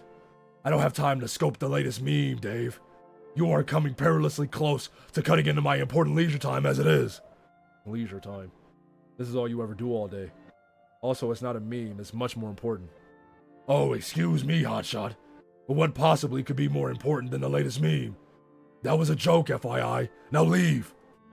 Jane is running for president. What the fuck? Dave scoots a foot and a half closer to that so that they can both read the news on his phone. Karkat tips his head to the side to get a better view until it bumps against Dave's shoulder. You got the announcement right here. You mean President of Earth? Yeah. Why the fuck would she want to do that? I don't know. Crocker's just an ambitious woman, I guess. That sounds fucking awful. Oh, it is. It absolutely is. Also, like, don't tell her I said this, but I think she's basically a fascist. True. Why would I tell her you said that? When the fuck was the last time either of us had fuck all to do with Jane? No, I know. Just like a figure of speech, I guess. Oh, also, she's a fucking xenophobe. Of course she's a xenophobe. Karkat, without drastically altering his position on the couch, turns his head so that he can look Dave straight in the sunglasses. These niggas so gay. Hey man, imagine the fucking egg on my face when I fought back against Dave Cat that much back early in the main shit. I'm like, Dave Cat, pfft, what a fucking crack ship. Now I'm watching shit. Oh, these niggas is so gay. These niggas are so gay. Scrambled egg all over my face, man. God damn. Dave, I don't know if you've noticed, but a lot of humans are. Yo. Talk to these niggas, big cat. Talk to these niggas. Yeah, I've noticed. Also, what the fuck does she even mean she's running? What a complete load of shit. She's a god. Which one of the total idiots on this planet would dare to run against her? She's going to win in a landslide. Assuming she doesn't just waltz into office uncontested. Yeah, I don't disagree. Which is why we have to stop her. Huh? Dave, what exactly are you saying? Are you telling me you're going to run against Jane? Karkat's laughter is uproarious, incredulous. He reaches for another beetle as his guffaws subside, and eats it in a manner he hopes will convey his casual contempt for Dave's insinuation. Are you out of your fucking mind? Do you have any idea how rich she is? Dude, we're all rich. We, like, invented the fucking economy. Well, yeah, but not like Crocker rich. Anyway, no, I'm not running. You are. Karkat stops chewing his beetle and does a literal spit take right in Dave's face. Me! Yeah, man, it's perfect. You're the ideal opponent to take her down, and to be honest, just what this planet needs. No, I'm not! Yeah. We established this how many years ago? I'm not a leader. I was never meant to be one. Jane probably is. Although, to be fair, I'm agreeing with you. She's a complete asshole. I'm just not the one to run an effective opposition campaign. Where, how? I wouldn't even know how to start. Or I don't even know where to start. Obviously, you wouldn't do it on your own. I would help. I'd be like your campaign manager. Or chief strategy guy or whatever. Also, you're wrong. You were meant to be a leader, and you'd be a good one. Just not the kind of leader you always thought you'd be. Not a bellicose, conquering dickhead who commands fear and respect. Just a guy who's cool and nice and actually cares about stuff, and everyone loves him for that reason. People don't love me. You're breaking my heart, dude. I'll be right back. I'm gonna hit the toilet for a quick power sob. And you know, bro, Dave's such a fucking woman. I don't know. How do I say this without, like, uplifting, or not uplifting, but what's the word I'm looking for? Perpetuating gender stereotypes, or, like, you know, gender norms. He's such a bottom. I don't know, but like the dynamic of Karkat being like, of Dave being like, honey, I think you should run for president. You feel me? And Karkat being like, no, honey, that's not me. You know what I mean? I don't know how else to describe that without sounding like an asshole. But y'all know me, man. I'm an NER, bro. I don't believe in gender roles, but like I don't know how to say this without sounding like, you know what I'm saying? GNC? Who takes it in the back? That's not what I meant, man. That's not what I meant. I'm not talking about like a sexual dynamic. Dave a trap wife. That's what I'm saying. Hey, Philly, me and you, gang. Exactly. But that's what I'm saying. Like, if we talking a sexual dynamic, Karkat easily the bottom. Easily. That's not even up for debate. But I'm saying, like, they, like, you know, like they outer relationship dynamic. You feel me? But Philly already said it. Shut the fuck up.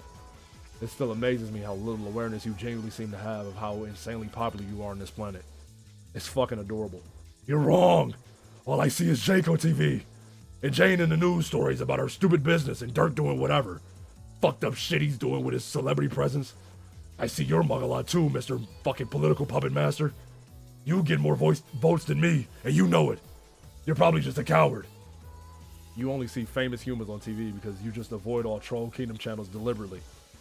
You hate it whenever you see yourself on TV. Don't pretend I don't notice you change the channel as fast as possible whenever you see yourself.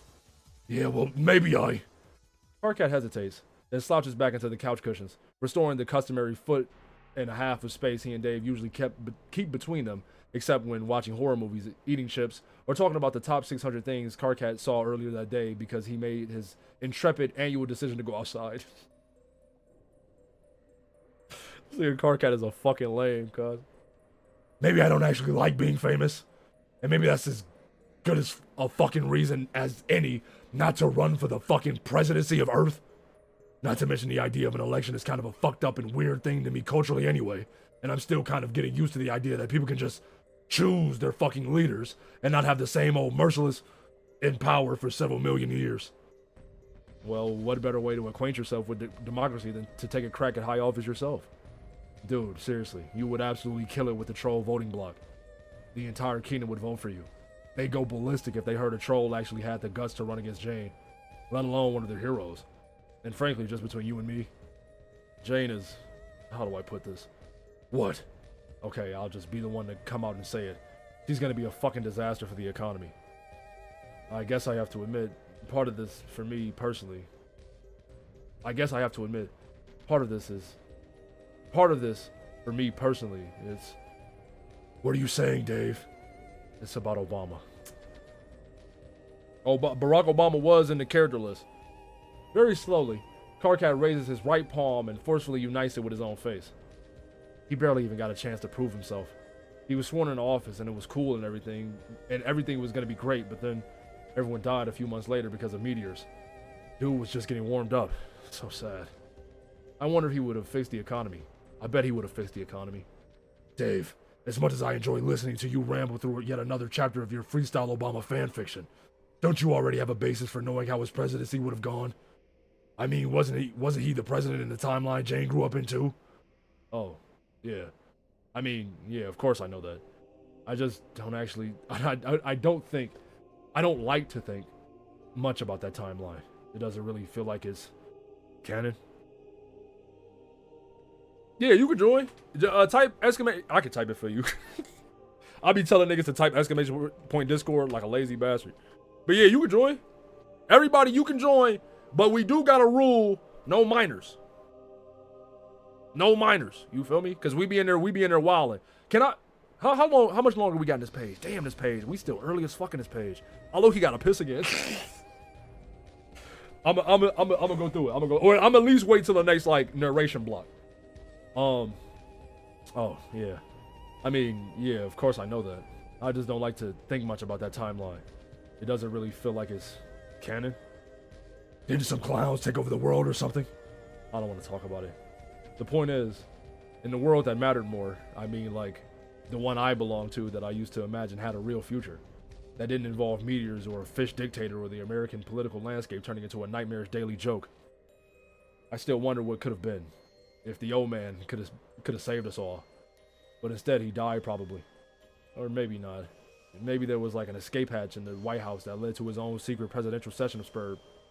What if he's just chilling there now? Dave, I think we've covered your Obama secret session of Spurb theory well enough already.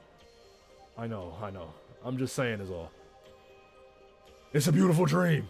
I fucking get it. But yeah, it's more likely he just died. But maybe it doesn't have to be in vain. What if he died for our sins or something? Sounds fucking meaningless. Yeah.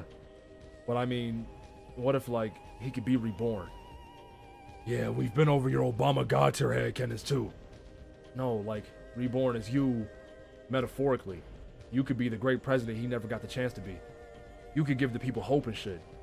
You can inspire trolls everywhere. Or really all non-human kingdoms. Show them anybody can be a president. not just an endless parade of rich humans who think they all know what's best for everybody. Dave, I'm pretty sure anyone could be president. It's always seemed to me that humans just seem to be more naturally ambitious, and that's why the power structures took the shape they did the last few millennia. I mean, I don't claim to be an expert on xenopsychology, but for some reason I struggle to imagine a fucking salamander getting a gumption to throw his crumpled hat into the ring for the presidency of space. Or I don't know how I read that in space. Of Earth. Or the Carapacians for that matter. These are not ambitious creatures we're talking about here, Dave. They're a huge flock of wool beasts, Dave. They called them sheep. Karkat, don't stereotype. Remember the mayor? Remember how at one point long time ago he raised an army and rebelled against an evil king? Oh yeah. Somehow I always forget he did that. Kinda mind-boggling, really. Holy shit, I missed the mayor. Me too. Dave and Karkat both observe a moment of silence.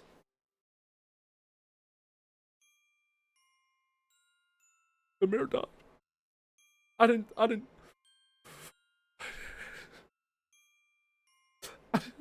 think.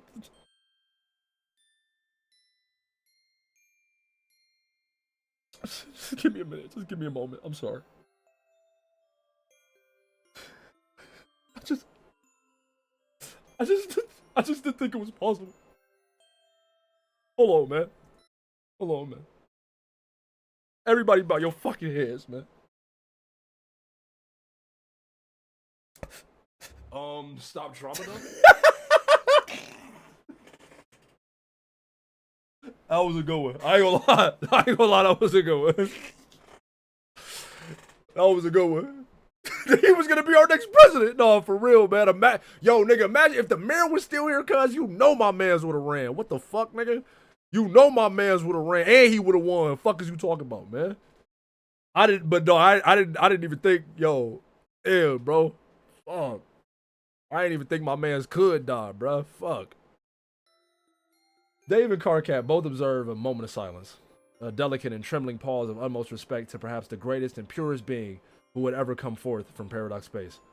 Dave pats Karkat's knee comfortingly, and Karkat lets out a quivering breath of sorrow, of remembrance. Into this reverent silence, Dave says, I think he would be totally in favor of my idea, by the way. He loved democracy. No shit, he was a fucking mayor. I mean, forget all the lizards and chess guys for a second. Just imagine the good you could do for the Troll Kingdom. You would do a much better job of speaking to the injustices trolls face than Jane would. What injustices? Dude, please. Where do you even begin? I know Earthsea has generally been a pretty chill place to live, but there's been some shit going on that is legit creepy. All this population regulation bullshit that's been going on since we basically set up civilization and pieced out to the future. When you think about its long-term consequences, it's been fucking weird. Like the government being responsible for troll reproduction through cloning. A government that just happens to be predominantly human most of the time. This do seem a little fascist. Whoa, nigga, wait. I don't like the implications here. What the fuck? Hey man, this is crazy. The more I think about it, what the fuck? The government regulating fucking like people reproduction? What the fuck? How they let this happen? Look at my gods, cuz. What the fuck? Like, it makes sense on paper at first, does it? No mother grub. Gotta keep the race going and expand the population for a good while and get the numbers up. Until Kanaya gets here and hatches the grub, and then I guess a system of natural reproduction can take over in theory, but after so many centuries of that shit, doesn't the weird political imbalance like get entrenched? There's a measure of real concern and passion working its way into Dave's voice. Karkat, despite his typical front of loud indignation, hangs on every word. And once Rose and Kanaya crank out a few more brews in the caverns, I guess we're supposed to think it's all fixed, right? But back to trolls as usual or something. But do you really think the human kingdom is going to just sit back and let the troll race proliferate wildly all over Earth, turn it into another Alternian empire? Folks know the history. They know about the Condus and all the violence in the hemospectrum and shit. They're scared to death of the possibility that trolls could run wild all over the planet. Dave, I know all this. In fact, you know all of this because you've heard me say it to Kanaya 1,000 times. Actually, in an effort to not go fucking insane, I try not to think about it anymore. Well, maybe it's time to start thinking about it again. Bro, did you know Sitting on the sidelines in the face of oppression is tantamount to siding with the oppressors. Ugh. You think a Crocker administration is really going to go through with plans to deregulate troll breeding? She knows exactly what her base wants. I can already see the dog whistles in this press release. She isn't going to do shit. And really, man, if nothing else, and I truly mean nothing, please, for the love of Christ, think of the economy. No! The outburst is all Carcat can do to release whatever tension Dave's impassioned appeal was causing to brew inside him. Motherfucker literally just told him to think of the economy. Jane has this reputation for being awesome at business, but in my opinion, she actually just sucks.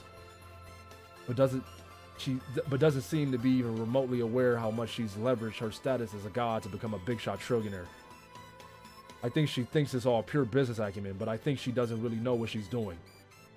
Fuckers left and right just be tripping all day long to give her money hand over fist. Of course she's gonna milk her biz cred for all it's worth in this election. She's probably a much better politician than a businesswoman, actually. She's like sinister as fuck. I mean, she hides it well, don't get me wrong. Also, she isn't too hard on the eyes, which won't hurt her chances one bit.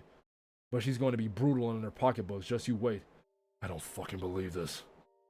She doesn't know the nuances of sound, comprehensive fiscal policy like I do. My skills are fucking legendary. I manipulated the stock market to assume control of the literal majority of all currency on the planet once. Granted, the economy was run by lobotomized reptiles, but still.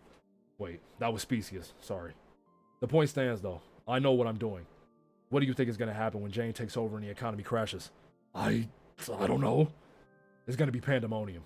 Will it actually be, though? Well, I don't know. Okay, if shit goes sideways, I guess we aren't going to see like raggedy turtles and pauper chessmen standing in bread lines or anything. That's just the nature of alchemy-based post-scarcity economies. The depressions tend to be pretty mild. Shites and giggles, I appreciate the follow, gang. But it will still be bad. A healthy economy is fucking important. If for no other reason than it protects the societal context for what it means to be fucking rich, like us. Just a thought. Let's come up with a different campaign slogan than that, okay? Hey, Deadass, we gotta rise up, come on. Trillionaire was seen as extreme in 2019. No, Deadass. When I read the word trillionaire, a chill ran down my spine. We need to do something, nigga. Cause they, like, within the context of this fucking, this silly ass webcomic, my nigga he's spouting off a lot of bullshit, but at the same time, he kind of talking that real, nigga. He kind of talking that real, and we're living in that real right now, nigga. He talking that real. This nigga, ever since my nigga Dave, he gained real consciousness, he ain't did nothing but spit that real. He ain't did nothing but spit that whole little spiel he said about toxic masculinity, that nigga was spitting. Now he's spitting again. This my nigga, man. Dave Strider, respect this nigga, man. Respect this nigga, guys. Respect him. He talking that real. I really gotta piss. We gotta hurry up and finish this page. No more yaps, bro. It's straight reading. It's straight reading. Yeah, but the point is just, I guess, she sucks and shouldn't be the president at the end. You don't even have to think about economic shit. I can do that for you. I'll be like the Treasury Secretary or something. Just please tell me you'll do this. Do it for the trolls. Do it for the economy. Do it for the mayor. But most of all, Dave wipes an invisible tear from beneath the rim of his sunglasses. Do it for Obama. God damn it, Dave. I don't really give a fuck about politics or being a leader anymore, and I think you know that. I don't care about the economy, and while I'm sure this Obama fellow was a hell of a guy, I couldn't give less of a fuck about him either. But I do care about you. Dave smiles. That's such an incredible piece of narration. Like, two words, and it speaks fucking volumes. So, I'll do it. Why not? Nice. Oh yeah, you won't regret it. This is gonna be dope. I think we have a great shot too. With my political savvy and economic genius and outrageous flair for subversive anti-establishment messaging and propaganda, and your big loud fucking mouth. What the fuck? I guess also your charisma and likability and shit. Yeah, you might be right. I'm pretty sure I can fake those things well enough. Oh, also, your weirdly sincere humility. I prefer the term self-loathing, actually. Okay, let's try to avoid that phrase on the campaign trail, too. This already sounds like a pain in the ass. There's a gap of silence in the conversation, long enough for the audio from the television to become noticeable. Jake is rambling out a truly dire piece of slam poetry that involves, with zero hint of irony, the terms Batty Fang and Mad as Hops. The neon light blaring out from the screen casts long waves of color along the black walls of the hive and bounces off the glass of the framed print of Dave's least psychologically revealing Sweet Bro and Hella Jeff strip. I gotta slow down, bro. I'm reading too fast. That's the fucking problem. Karkat sighs and rubs the space between his horns. Can I just read a bunch of bullshit you write for me off a teleprompter? Yeah, there will definitely be plenty of that. Dave grabs his tablet off the shelf. He pivots back around and points the pen straight at Karkat.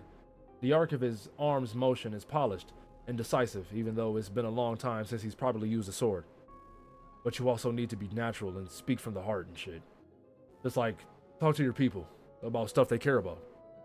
My people? You mean trolls? Oh, yeah, I guess that sounded bad, sorry. But yeah, exactly, trolls. That's gonna be your base, so you gotta rile them up. Inspire them. I don't think you need any fancy speeches to do that. You'll be a natural. If you say so. What do we actually do? I mean next. Dave plops down on the floor and gestures to Karkat, or gestures for Karkat to join him on the cold stone. He swipes the tablet on and taps the screen with a pen. Karkat lies down on his stomach and props his chin on his palm so that he can watch Dave scribble political ambitions directly into the shittiest paint program on his OS. Nigga. I wish I had enough room on my bed to do that. I don't. I guess I could do it sideways, but I couldn't do it facing the camera. But nigga, the idea of Karkat, like, nigga, sitting on his stomach like this, feet swinging in the air. This nigga's so gay. This nigga's so gay. Oh, I wish I could do it. I wish I had enough space on the bed to do it. But my long ass, I barely got enough space to lay on that motherfucker the right way. That shit is so funny. The idea of Karkat like this.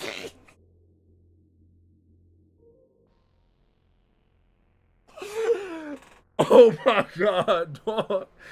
Oh my fucking god. That is so fucking funny. That's funny, man. That is funny. Okay. Time to talk strategy. We need to rally as much high-profile support to our cause as we can.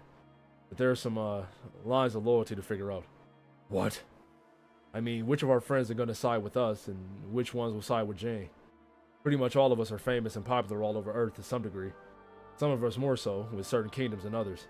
So some key endorsements going either way could swing the whole election. Oh, great. So it all comes down to how many famous humans like me better than Jane? We're fucked. Well, no, not so fast. Let's think it through. You'll have overwhelming support in the Troll Kingdom, and so does Kanaya. She's pretty much a lock to be on our side. Dark, unfortunately, is just as much a lock for Jane, I'm gonna guess. But after that, it's kind of a free-for-all. Roxy and Calliope would probably be neutral. They have a lot of pull with the Carapacians, though, so that would be a nice score to sway them. Rose will probably claim neutrality at first, but I'm betting she can be... This is a small word, but we didn't have it in the... Cajoled? I'm Googling this one. I'm Googling it. Because what the fuck? Cajoled?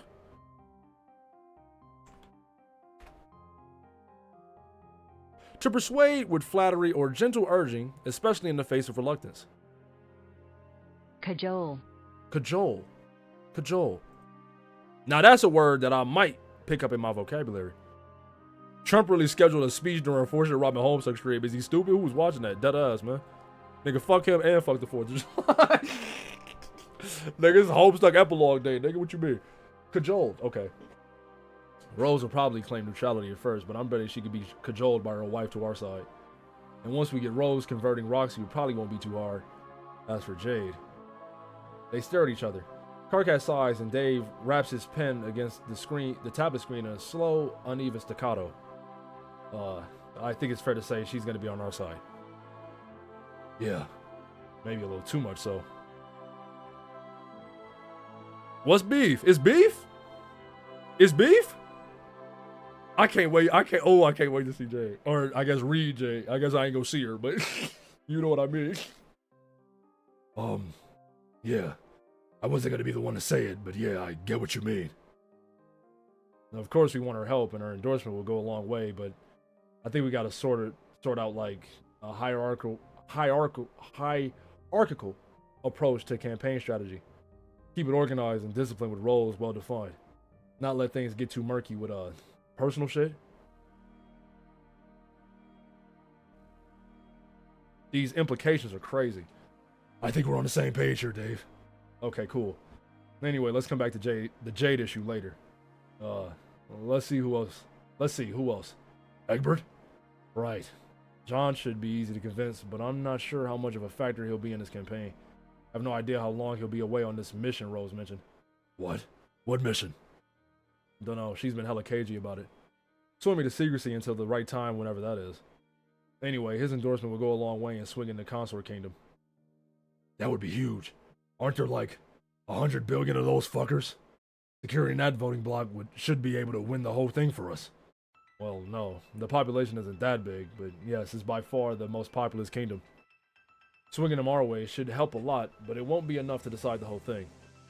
Consorts overwhelm the other kingdoms in sheer numbers, but due to unscrupulous gerrymandering, all kinds of fucked up voter suppression policies, and some electoral counterbalancing measures to account for their ridiculous population growth rate, their voting power per capita is kind of pathetic. Jesus Christ.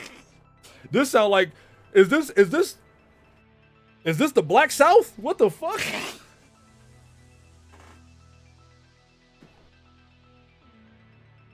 Jesus Christ. This shit getting serious. This shit is getting so serious. Hey man, I'm like crying. Okay, man. Also, it's hard to drive turnout. This may come as a shock, but leaders of easily distracted low-information amphibians primarily concerned with eating bugs and farming goddamn mushrooms aren't the most politically motivated demographic. So to get them out to the polls, we'll need to get them really excited. Okay, I guess I'll have to trust your expertise on that, since I don't know the first fucking thing about how to inspire an unintelligent lizard. Yeah, well, I don't either. But that brings us to Jake. Jake's butt flexes on the television as if in response. Karkat cannot avoid watching it from the corner of his eye. Oh, fuck. No, this is important. Jake is a huge wild card here. I'm sure his endorsement would be completely up for grabs. He could go any way, including just getting turned off by the whole thing and staying apolitical. So we have to be careful about how we approach him. Jake is the only one of us who's wildly popular in all four kingdoms. Well, I can't argue with that. Yeah, so an endorsement from him would be huge. Seriously, just running one ad of him doing his double pistol winking bullshit with a thing under it saying vote Karkat might be enough to win the whole election. Just have to get the fickle bastard to agree to that, which could be tricky. And honestly, I'd be shocked if Jane hasn't already started courting his vote. There's no way she doesn't understand the political stakes. So, it all comes down to the Jake stakes then? Pretty much. The Jake stakes 2.0. What? There was a 1.0? When did that happen? Oh, that's like a whole story. Is this going to be another anecdote about the Jake squad I won't care about and don't want to fucking hear? That sounds like the exact kind of opinion you'd have to have about it, so yeah. Then I don't want to fucking hear about it. Okay. Shit, hold up. What? Dave fidgets his phone from his lap. Dirk's calling me. What the fuck does he want? I don't know, he just calls me out of the blue from time to time to talk shit. Usually about nothing whatsoever. He'll probably joke about how he needs me to cut off his head. Huh? It's a running gag. He's been running into the ground for years.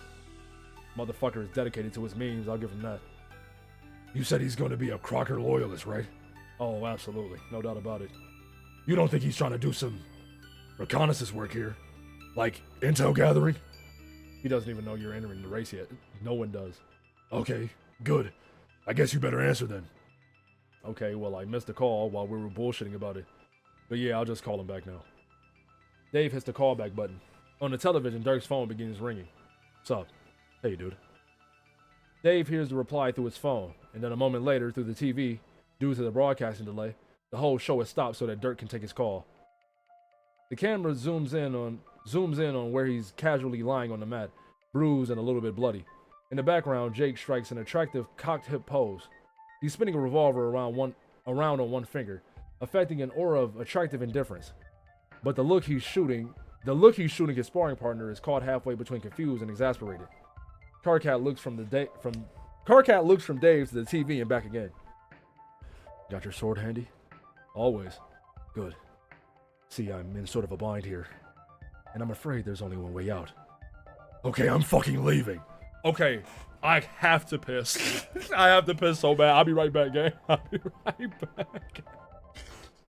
I'll be right back, gang.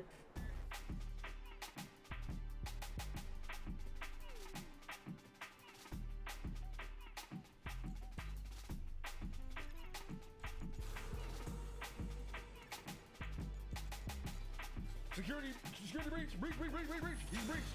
He's breached. I'm breached. I breached it. Take the mask off. Buster and Babs, niggas are sickos, man. If Tiny Toons crack 1,000, I'm industry. I'm industry. If Tiny Toons cracks 1,000, I'm industry. I'ma holler at y'all, man. Y'all have a good night. Y'all have a good night. Y'all have a good night. I'ma holler at y'all tomorrow. We gonna play some Ace Attorney. Oh, you son of a bitch. As soon as I let my goddamn guard down. You got it, bro. You got it. You got it. You got it.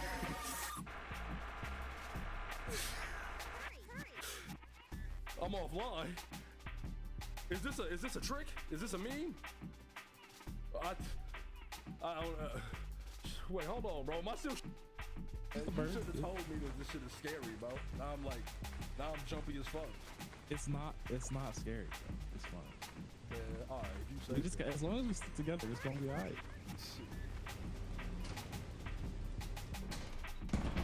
What the fuck? Hey, man. Hey, Elder, bro. That shit was terrible. My bike stuck on a wheelchair. Hey, watch your. Get your composure. Get composure. I knocked it. Stop it. No, you. Mr. Wallace. You sitting up here, you taking her Come side. on. You ain't even let me get a word in. Stand up. Jerome, just give him a minute. Give him a minute. Hey, Jerome, beat his ass again, cuz. Beat the fuck up that nigga again, bro. He about to come Do back you want crying. to watch paternity court on? Judge, like, you know I ain't had no dad. I'm sorry. I ain't had no father. Like, bro, TV? fucking Go to shit, paternitycourt.tv to find your local listings. Fuck, bro. Look at him, cheeks puffy Mr. as Wallace, hell. I'm Like, glad you picked that. like, bro. What I I'm was so trying to sick tell of this you nigga, before you cuz. left. I'm sick of this nigga. I'm sick. This is what I'm talking about with technology, bro. Niggas trying to reinvent the wheel. What the fuck is you reinventing the wheel for, nigga? I can give you the cum. I feel like every stream, I'm like, yo, I love movies. I swear to God, bro, I love going to the movie. Like, I can feel myself get happier as the closer I get to the movie. I just don't see myself becoming like working with the aesthetic. Like, I didn't see. Hold on. I learned how to use the Look at what? I learned how to use the arrow keys, y'all. Look. Damn. Andy, nice to meet you as well. I'm loving the fish.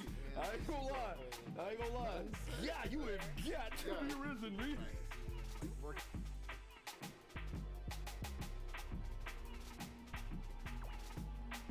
Oh. Oh, I'm peeping.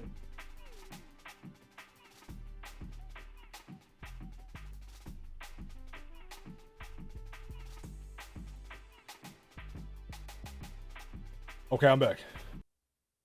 All right, I'm back. Whew. Okay, next page. I ain't even look at the clip, to be honest. Oh, I forgot what that shit was called. It was good though. I liked it. Damn. I thought we was gonna get some. I thought we was gonna get some dick. Where the dick at? And this meat. Where the dick? What the fuck? Where the dick at, man? John, zap. You zap back into canon. It's been so long you've forgotten what it feels like. The atmosphere smacks unmistakably of, how can you describe it? Relevance? Legitimacy? Funny how you never would have thought to put it that way until you left. It takes you a moment to recognize where you are, even though Rose's instructions were very specific. A place bright and gaudy and filled with the stench of teenage... Hi, somebody told me how to pronounce this. Inwi? Anwi? There's some good dick, just keep rotting through. That's a good one. That's a good one. It's Anwi, right? Okay, Anwi. It's your old living room on the Gold Battleship, where you spent 3 years caught up in a lot of weird, furry romantic drama while learning to unlove everything you once held sacred. Or once held sacred. 3 long, boring years. Years that, technically speaking, never even happened, now that you think of it. You have the very retcon powers that just brought you back here to thank for that. You barely have time to take in the sick, nostalgic feeling that all the globes and tangle buddies and avant-garde mime art evokes. The fridge pops open and out roll Aranya and Gamzee. Gamzee honks and his codpiece jiggles ominously. Aranya staggers to her feet, looking rather pleased with herself, until she notices you and gapes in bewilderment. What are you doing here? Rose was perfectly clear about what to do next. You make a fist, and sort of flinch and look away when you do it. Somewhere really special to take you all today. So let's all head over to Pimp City. Yeah. They shooting off fireworks shit, pissing me off. Yeah, Ghost Ride the Whip. Hey. Okay. Hey. Ghost Ride the Whip. Yeah. What you doing over there, man? Ghost Ride the Whip. Can't you feel me? I'm rolling over here, man. Ghost Ride the Whip. Hey, you're a fool.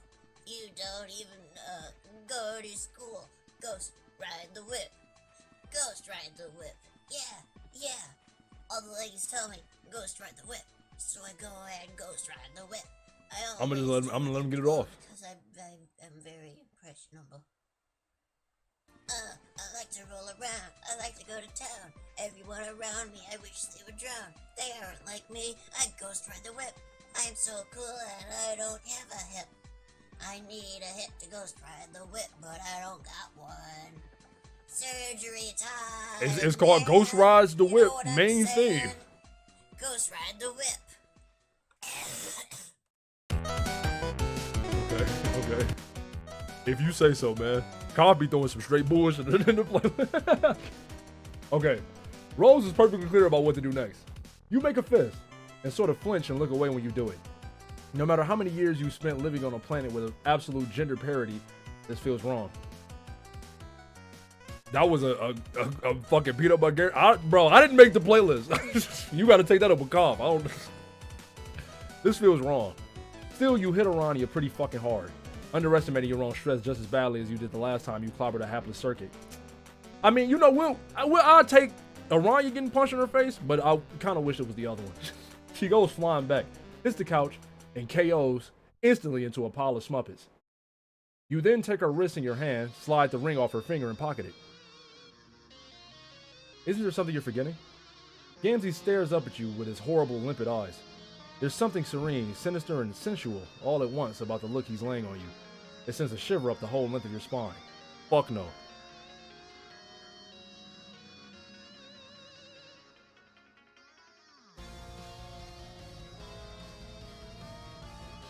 I hate this, actually. What the fuck? No, actually,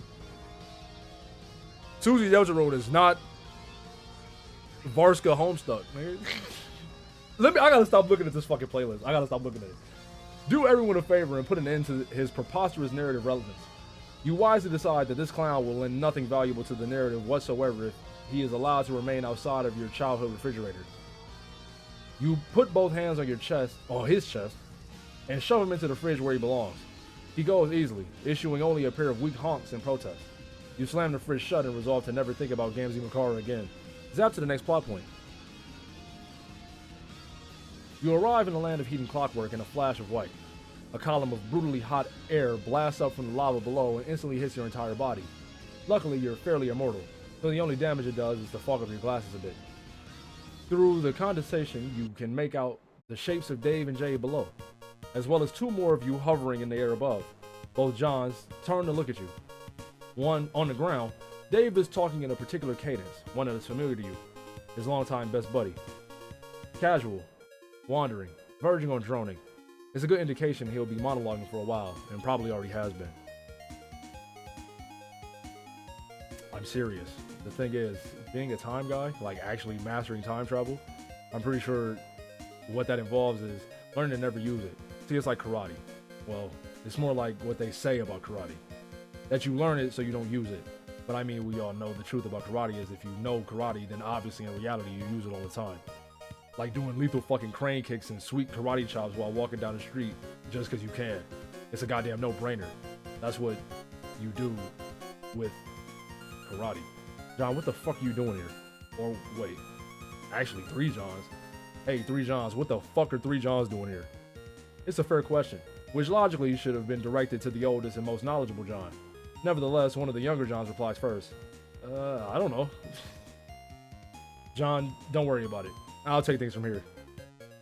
Johns, don't get me wrong. It's cool that you all randomly dropped by again, but this wasn't really the best time. We were kind of in the middle of a thing here. Whoops, sorry.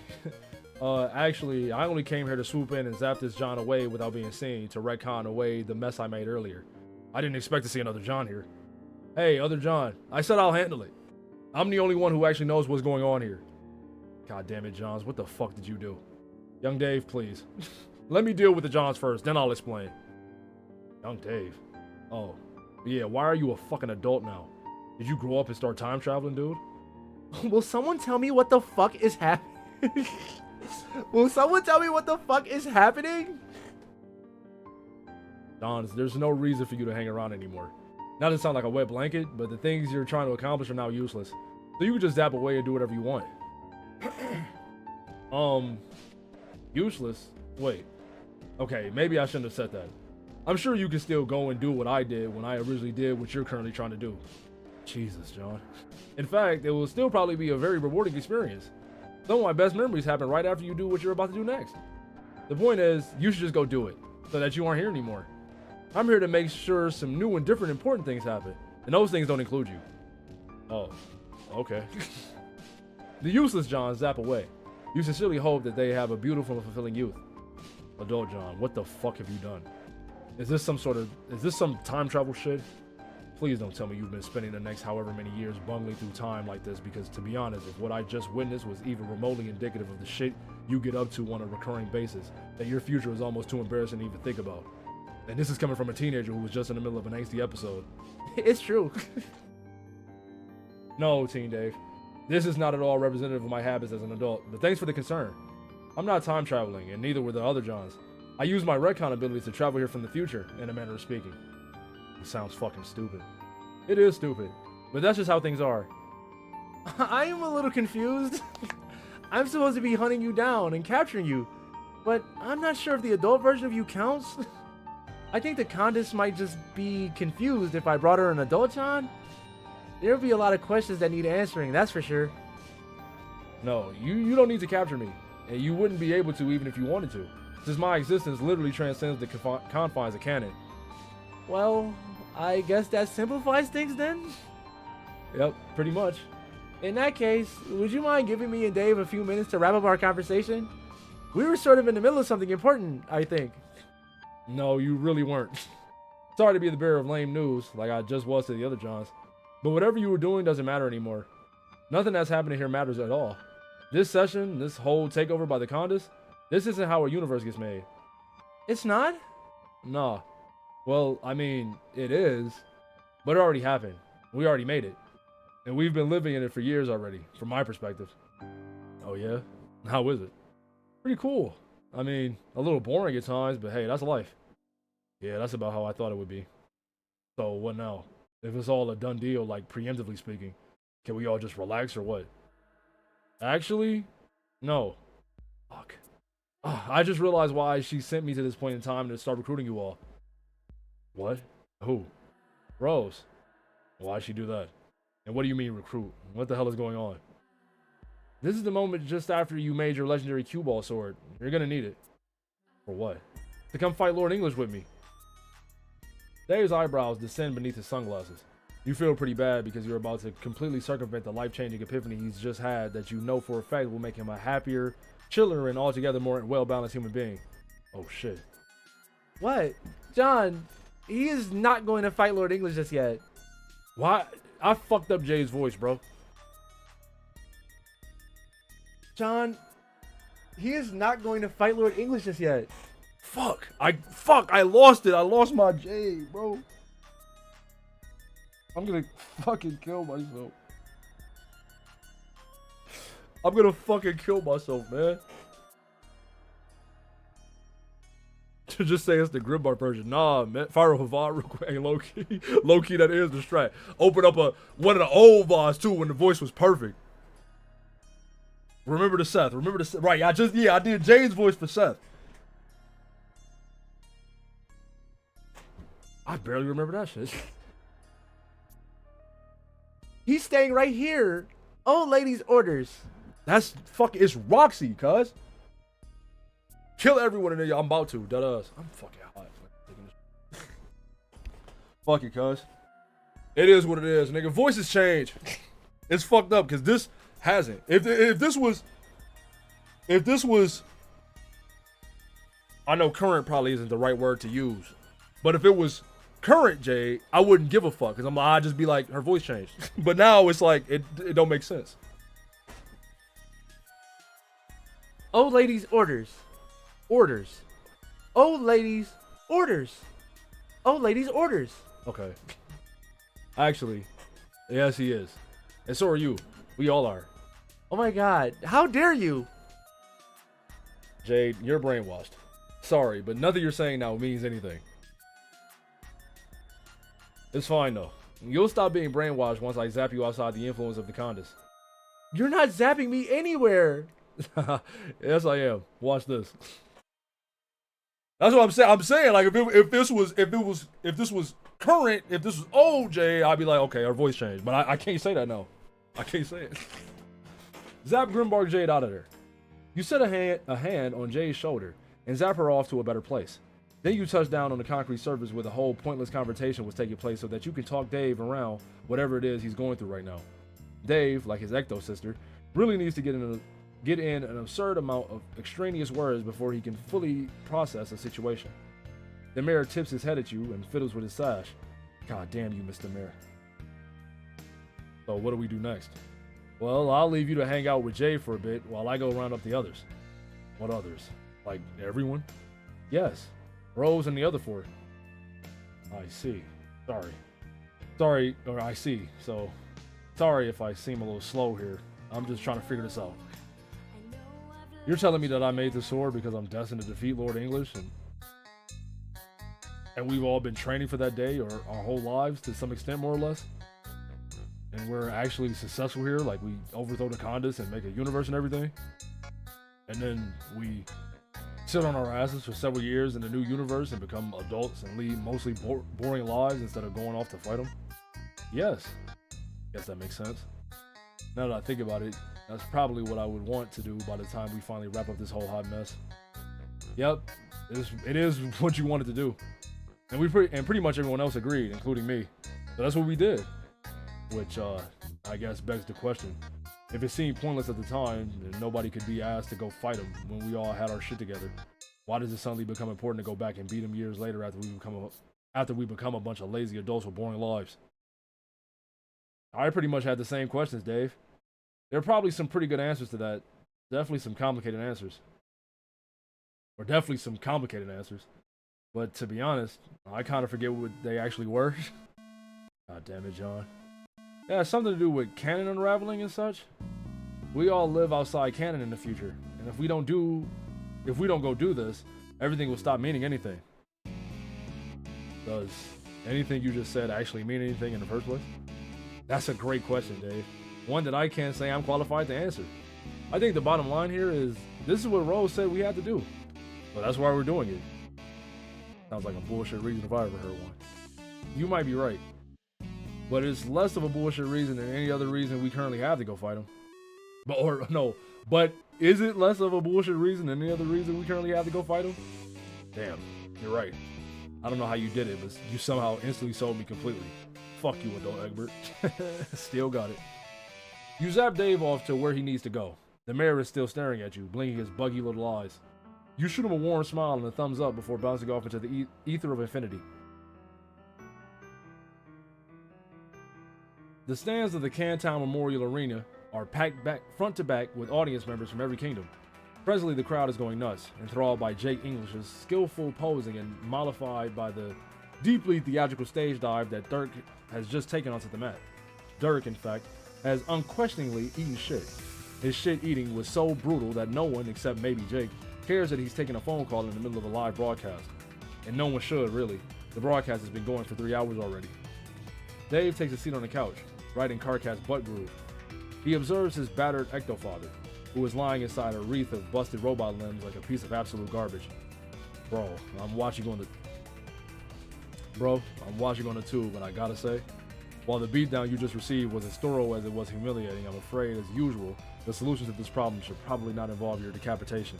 You fucking drama queen. Damn. You sure? Yeah. Jake just kicked your ass. That's really all there is to say on the matter. I love, hey man, it never gets old, man. It never gets old. You're probably right, but still not entirely sure we should be so quick to rule out my beheading as a catch-all solution to any given problem. LeBron James' suicide, buddy. It really could save us all a lot of trouble in the future, especially me. It's really amazing how this meme we have going here continues to be exactly as funny as the day it was established. Isn't it always, though? Yeah. By the way, how did you get your ass kicked so bad? Jake sucks and his raps are fucking awful. Please tell me this garbage show is as rigged as it looks. On the TV, Dirk makes an elegant hand sign that once might have represented solidarity with some ancient coastal rap group, but now has been utterly divorced from its cultural context here on Earthsea. The camera pans away from him and over the crowd. It zooms in on a young crocodile wearing an oversized t-shirt with Jake's highly marketable ass plastered all over it, and the phrase "Tally ho" written in big bubble letters. Dave, there's such a thing as showmanship. I'm sure I don't need to explain this to you of all people. Okay, cool, it's fake, just making sure. We really don't like to use that word.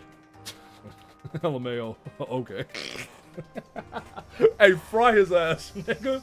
Fry this goofy. I say goofy affectionately. You know I love dick, man. You know I love dick. Holding back a little to achieve certain results doesn't necessarily mean you're participating in a farce or rigging the event. We do this all the time.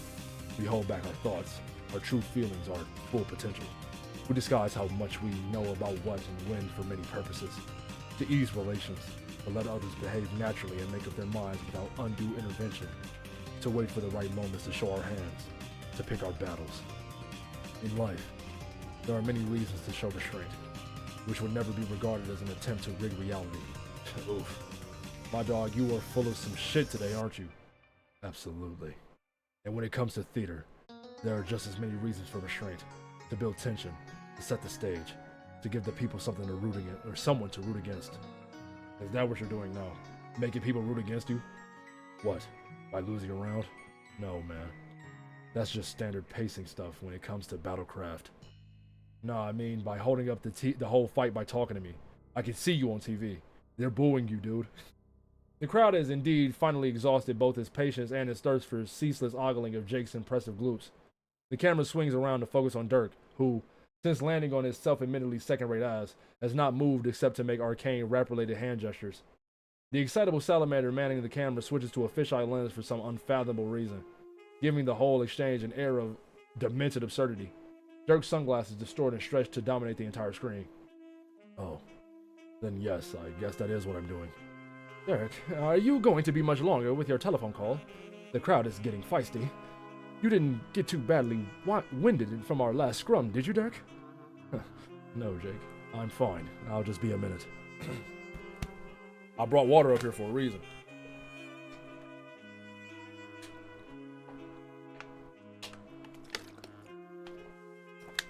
What about the agitated rabble? They're starting to throw things. I don't know. Do a dance or something. Like a song. They love anything you do. Okay, sounds stupid, but I'll try. Jake tips an imaginary hat towards center stage and begins doing the Charleston.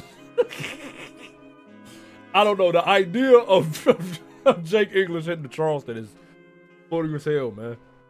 Dave is subjected to an entire fisheye lens full of Jake's booty shorts flexing and constricting against his tan thighs. Jake, just as Dirk predicted, the crowd immediately loses his shit, except for a single carapace in the front row who continues to glower at Dirk with an expression of absolute and total contempt. Why do you want people to hate you so much? It's fucked up. You're reading way too much into it. If I wanted another round of embarrassingly indulgent and mutually masturbatory psychoanalysis, I would have called my daughter instead. Fair. Do I need to point out how fucking weird what you just said was, or can that start going without saying at this point? I think it can go without saying. Nice. The point is, playing myself up as a villain figure in this hacky rap pageant has nothing to do with getting people to dislike me. Besides, everyone loves a good villain. When they boo, they don't really mean it. I think you'd be surprised by how popular I actually am. I don't know, man. Something flies out of the audience and smacks Dirk in the side of the head before flapping out of view of the camera. He doesn't react or make a facial expression at all.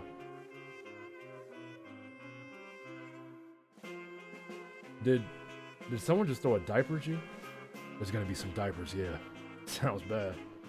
The point is, this is much less about me, and more about providing a fool for Jake's heroism and charisma. It's very important that his popularity continues to be cultivated, to maximize his political capital. Political capital? What the fuck? Okay, how long have you known about the Jane thing? I mean, this is something you have been planning for is this something you've been planning for a long time, or? Planning is such an intense word. God damn it.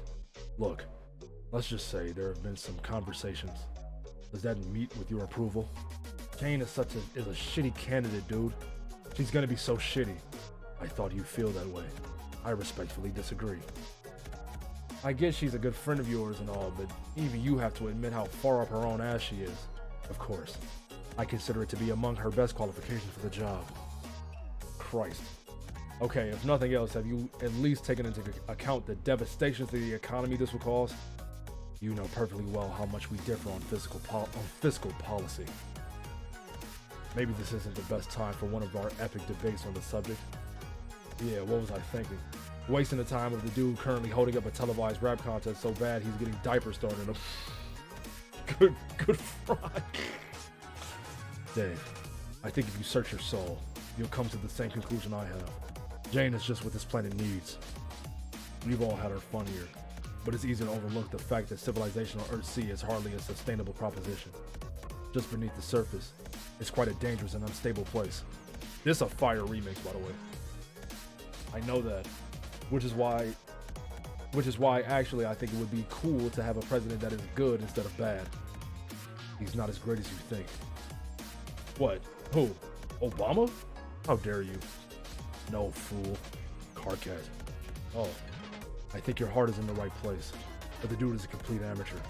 He'll get eaten alive. I also have a hard time imagining he even wants the job. Really, it's an awful idea for him to even run. Think about how much is going to inflame the interspecies tension on the planet. Is that what you want? I'm happy for both of you, really. It's nice that you encourage and support each other in this way, but you're sending him on a fool's errand which can only end badly. Dave opens his mouth to argue, but something else occurs to him. Wait, how do you even know he's entering the race? We just decided this. A competent political operative has his ways. Besides, it was always pretty obvious to me you'd react this way the moment the announcement was made. Okay, that's kind of creepy, I guess, but it doesn't change anything. He's running for president. He's gonna fucking win. End of story. Fair enough. Though, now I'm wondering. Since you and Jane have been planning this for a while, how many key endorsements have you locked up? Because if you've already got Jake on your side, then I guess we might as well just fucking quit. I wouldn't worry about that. He and I don't quite have the rapport we once did. He's over me and doesn't spare opportunities to make ostentatious demonstration of this claim.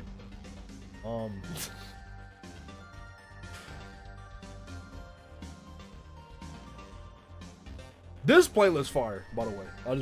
I had to say that. My fault. I'm getting distracted. Basically, he doesn't like being told what to do, especially not by me. So it's fair to say, as of now, he's still fully in play. Not that I shouldn't be encouraging you, really. You are one double-taking son of a... You know that? I can't tell if you don't want us to run or reverse psychology mind-fucking us into running. Does it matter? I guess not. Not like I can just stand around and wait for President Crocker to, like, write fucking grammar laws into the Constitution. Good. That's a heroic attitude to have, which I'm pleased to hear. Even if your plan is stupid, which it is. And even if Carcat would be an atrocious president, which he would. No. Sorry to cut this short, but diapers are starting to come down pretty hard right now. And some of them haven't even had their babies removed. What? That was a joke. Goodbye, Dave. Dirk hangs up the phone and wipes off his face. The mood in Cantown and Memorial Arena is tense, snapping and popping from the dual cooling and heating of the audience's expectations and tempers. An uneven silence begins to fall over the stadium as Dirk hops to his feet. Jay can't help but watch the motion, raking his eyes over the muscles shifting beneath the skin of Dirk's neck and arms. There is something implacably magnificent about Dirk Strider, Jake thinks, untamed like a wild game beast of incredible size and strength. Of course, their history together is never far from Jake's mind. However many years it's been since their last tussle of an amorous nature. The old dramas and triumphs in the days of Spurg. Dirk's companionship has been taxing to the heart, to say the least. And yet, he's taught Jake so much about combat, philosophy, life, love. But sometimes, despite their checkered and problematic past, Jake wishes that he could seize Dirk by the proverbial horns and wrest him bodily into becoming a much more agreeable fellow. Then again, who would Dirk be if he weren't so contentious and imperious? Certainly not someone to inspire such wistful lollygagging. Jake cannot help but observe. Sorry for the momentary diversion, Jake. Now, where were we? Momentary? Gadzooks, man, you were on the phone for half a friggin' hour. I know you like to get the crowd all hot and bothered, but we are supposed to be professionals here. You're right. My bad. Won't happen again. How about you kick off the next round? I bet this crowd will settle this shit right down the moment you drop the latest rhymes you've been tinkering with. You know the ones. Gasp. You don't mean... Oh, but I do.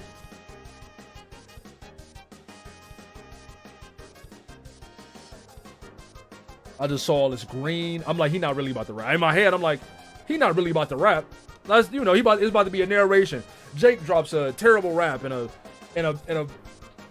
fucking terrible way. You know what I'm saying? But I'm about to actually have to rap. No. Jake's face lights up. He composes himself, adjusting a bow tie, although he is not wearing one, and making a vague gesture like he's twirling one end of that mustache Dirk has not yet let him grow. Dirk lets him go with a gentle smile, like the sort you give to a dog for performing a trick adequately. Jake responds to the signal like an Olympic athlete hearing the starter pistol. He was born for this. And it's long. Tally-ho, it's me, Jake McGee, popping my pistols off, 2 shots and a kiss.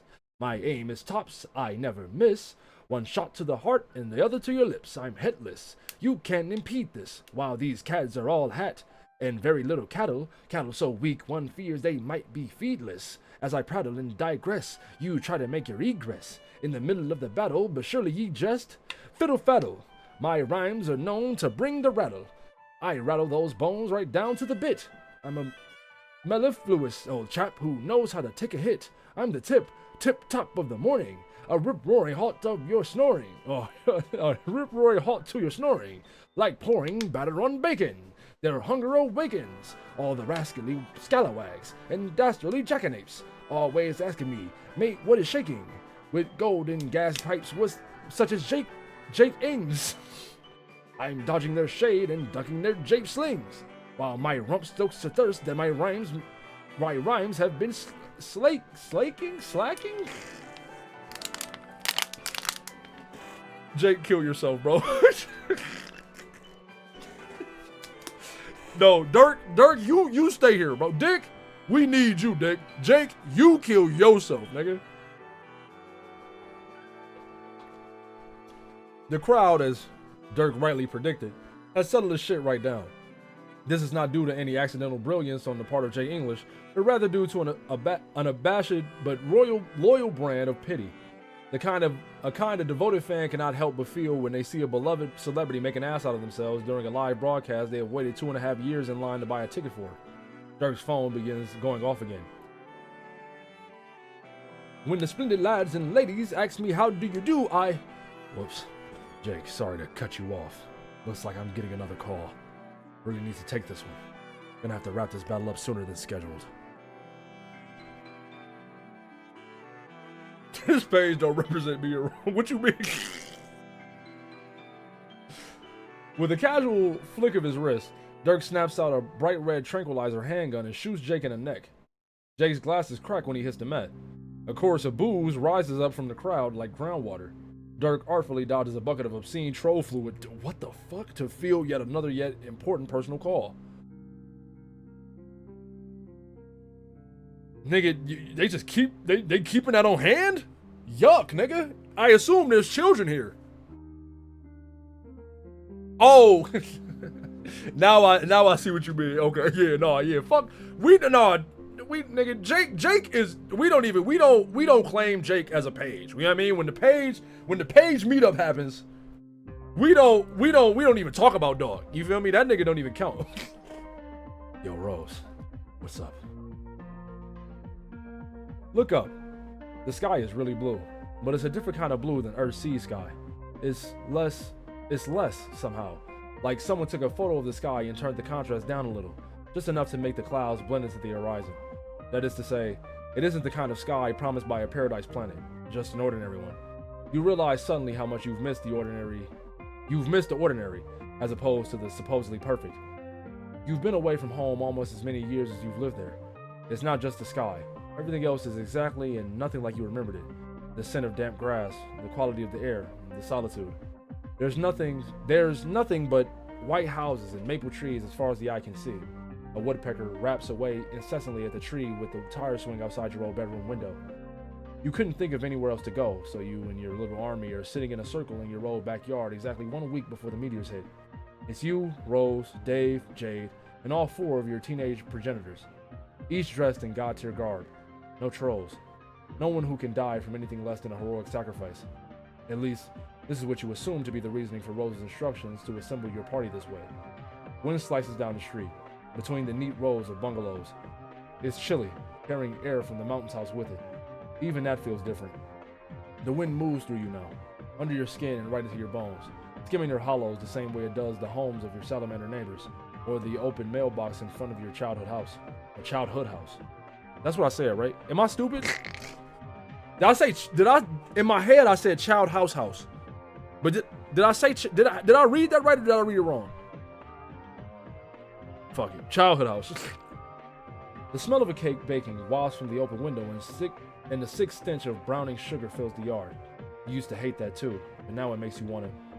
Dude, don't cry in front of all the cool teen versions of your friends. You hold back your tears with a big ugly snort. Jake is sort of ruining the mood anyway by bouncing away on your old green slime pogo. Doesn't he realize how dangerous that thing is? Of course not, the fool. Dave fractures the silence by broaching a subject that's on everyone's mind but yours, apparently. So, what's gonna happen to everyone we left in the wrecked timeline? Well, I don't know actually.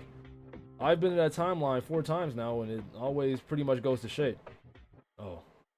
This has been bothering me as well. Is Kanaya going to be okay? And by Kanaya, I guess I mean everyone? Yeah, what about Karkat? And Terezi? And the mayor? Oh my god! What? Actually, Dave, I hate to say it, but I think John might have actually saved the mayor by bringing us all here. What? What could that possibly even mean? I just remembered, before John zapped us all here and unbrainwashed me, I think I was going to kill the mayor. What the fuck, Jay? No. Jay, that is seriously uncool. I know! I was gonna kick him right into the lava. That is fucked up on so many levels, I don't even know where to begin. It's like an Escher staircase of cartoon villainy. I got nothing. It's so... Grimbark? Woof woof! Jesus, no, Jade, it's stone cold evil. I can't believe you just said that shit and then whooped at me. I can't even look at you right now. That nigga was so offended by the fact that she was gonna kill him there. Everyone, can we? I don't know, man, because the music is like really low. The music low to me.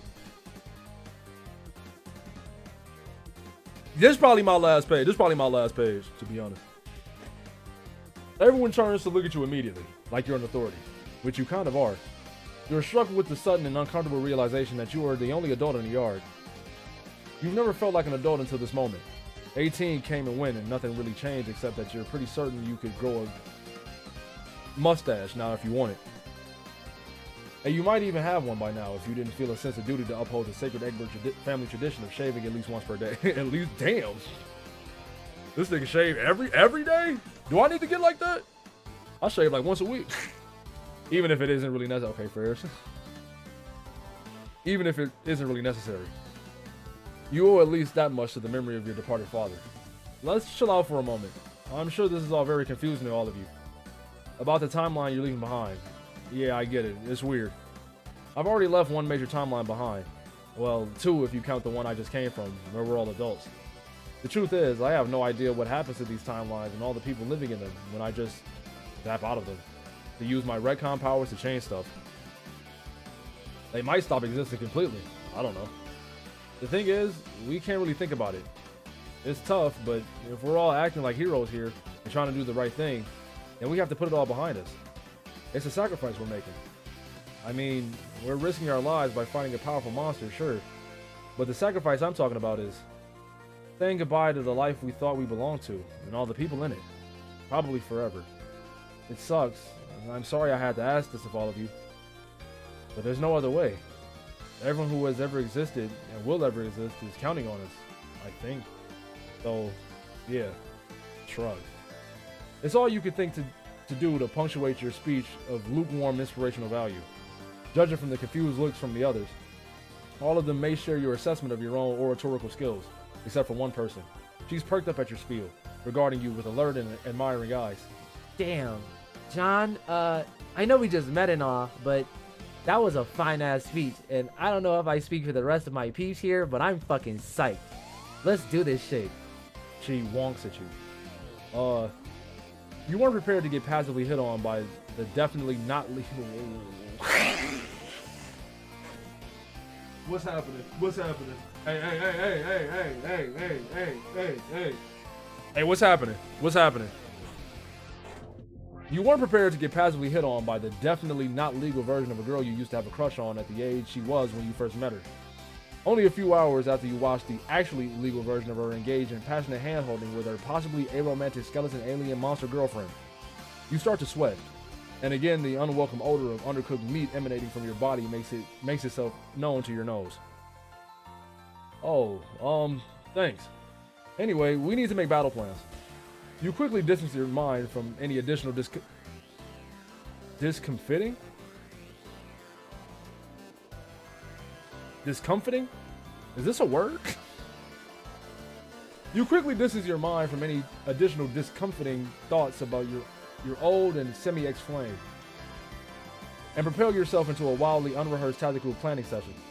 You review each of your abilities, strengths, and weaknesses, and then cobble together a reasonably sound approach to besieging a young and bratty version of Lord English by way of surprise attack. The planning is mostly disorganized and structureless, although some common themes that often recur involve you and your original three friends leading the charge, since you are the oldest and wisest, and therefore the strongest, with the exception of Jade, whose gaudy array of powers makes her the most formidable of the group, bar none. Aside from that, it appears the consensus is that the melee will likely devolve into an absolute free-for-all, at least going by the general patterns of incoherent banter, shit-talking, and points of pedantic tactical disagreement plaguing the jam session. You overhear someone making mention of a huge gay hope bubble? That can't be right, but you didn't catch who said it. A flamboyant pink spell. Yeah, this conversation is off the rails now. At the precise moment you believe the meeting has outlasted its usefulness, Jake does you the favor of effectively pounding the gavel for adjournment by rocking back a bit too far on your lawn pogo and launching himself over the top of the ride on the next bounce. He face plants right into the dirt. Jeepers! Dirt goes to help your yard clean the Jake off his dirt. That's a fucking funny way to say that. Jay follows to help out. It seems she wants to chat with Jake, considering it's the first time they've met, from her perspective. Some eruptions of chatter can be heard from other members of the group. It's easy to forget since the reunion between your friends and all your young relatives happened so long ago from your point of view, but this is all quite novel to everyone here. They've hardly had a moment to process it, since your plan to drag them all off to fight Lord English has understandably stolen the thunder of an otherwise poignant homecoming. Poor kids, you think. You decide to give the teens some space to work through their shit before you take off to save the universe. You end up wandering all the way around to the other side of your house and back, until you reach a window facing the neighbor's fence. You can see straight into your dad's study from here. You go still, feet rooted to the ground, heart hammering in your ribs. Your dad's sitting right there, smoking his pipe and operating his professional-looking, boring gray PDA.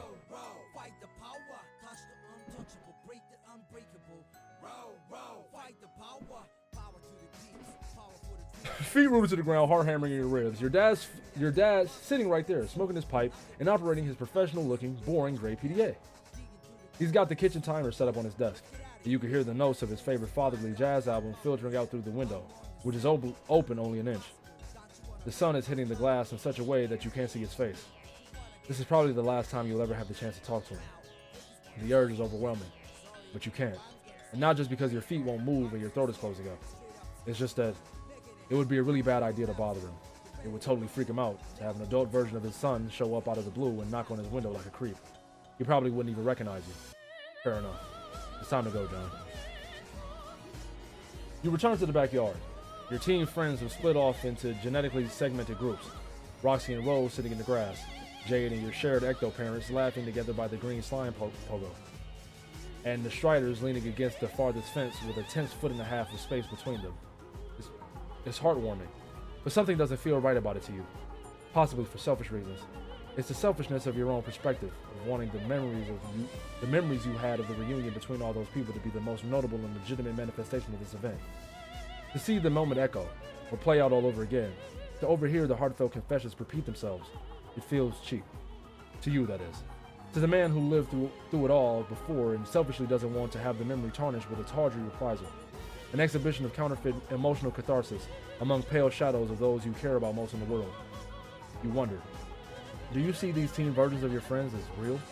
Are you treating them at Rose's behest as simple puppets? Doing your part to insist they fill friend-shaped recesses in an essential plan to stabilize all else that can be considered important, a distinction no longer applying to them?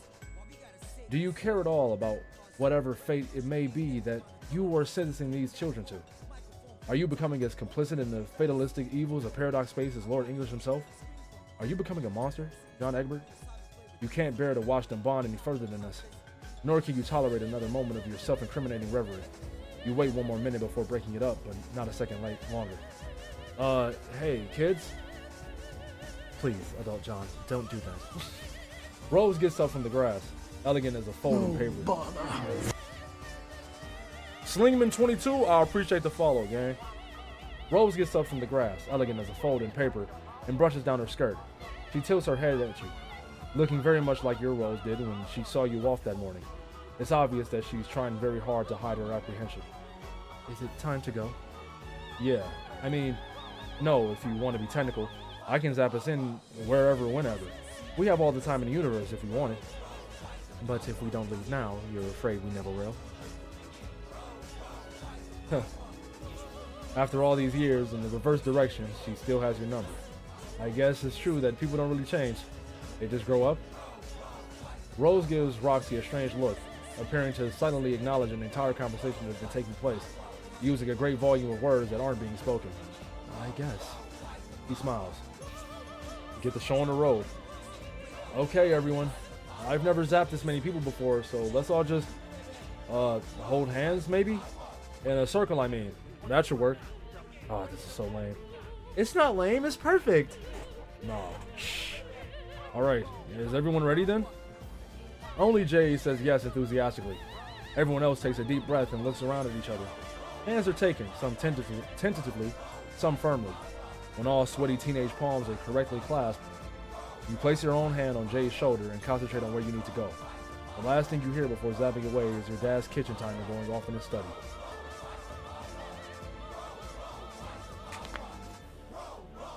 Damn. This shit is fire.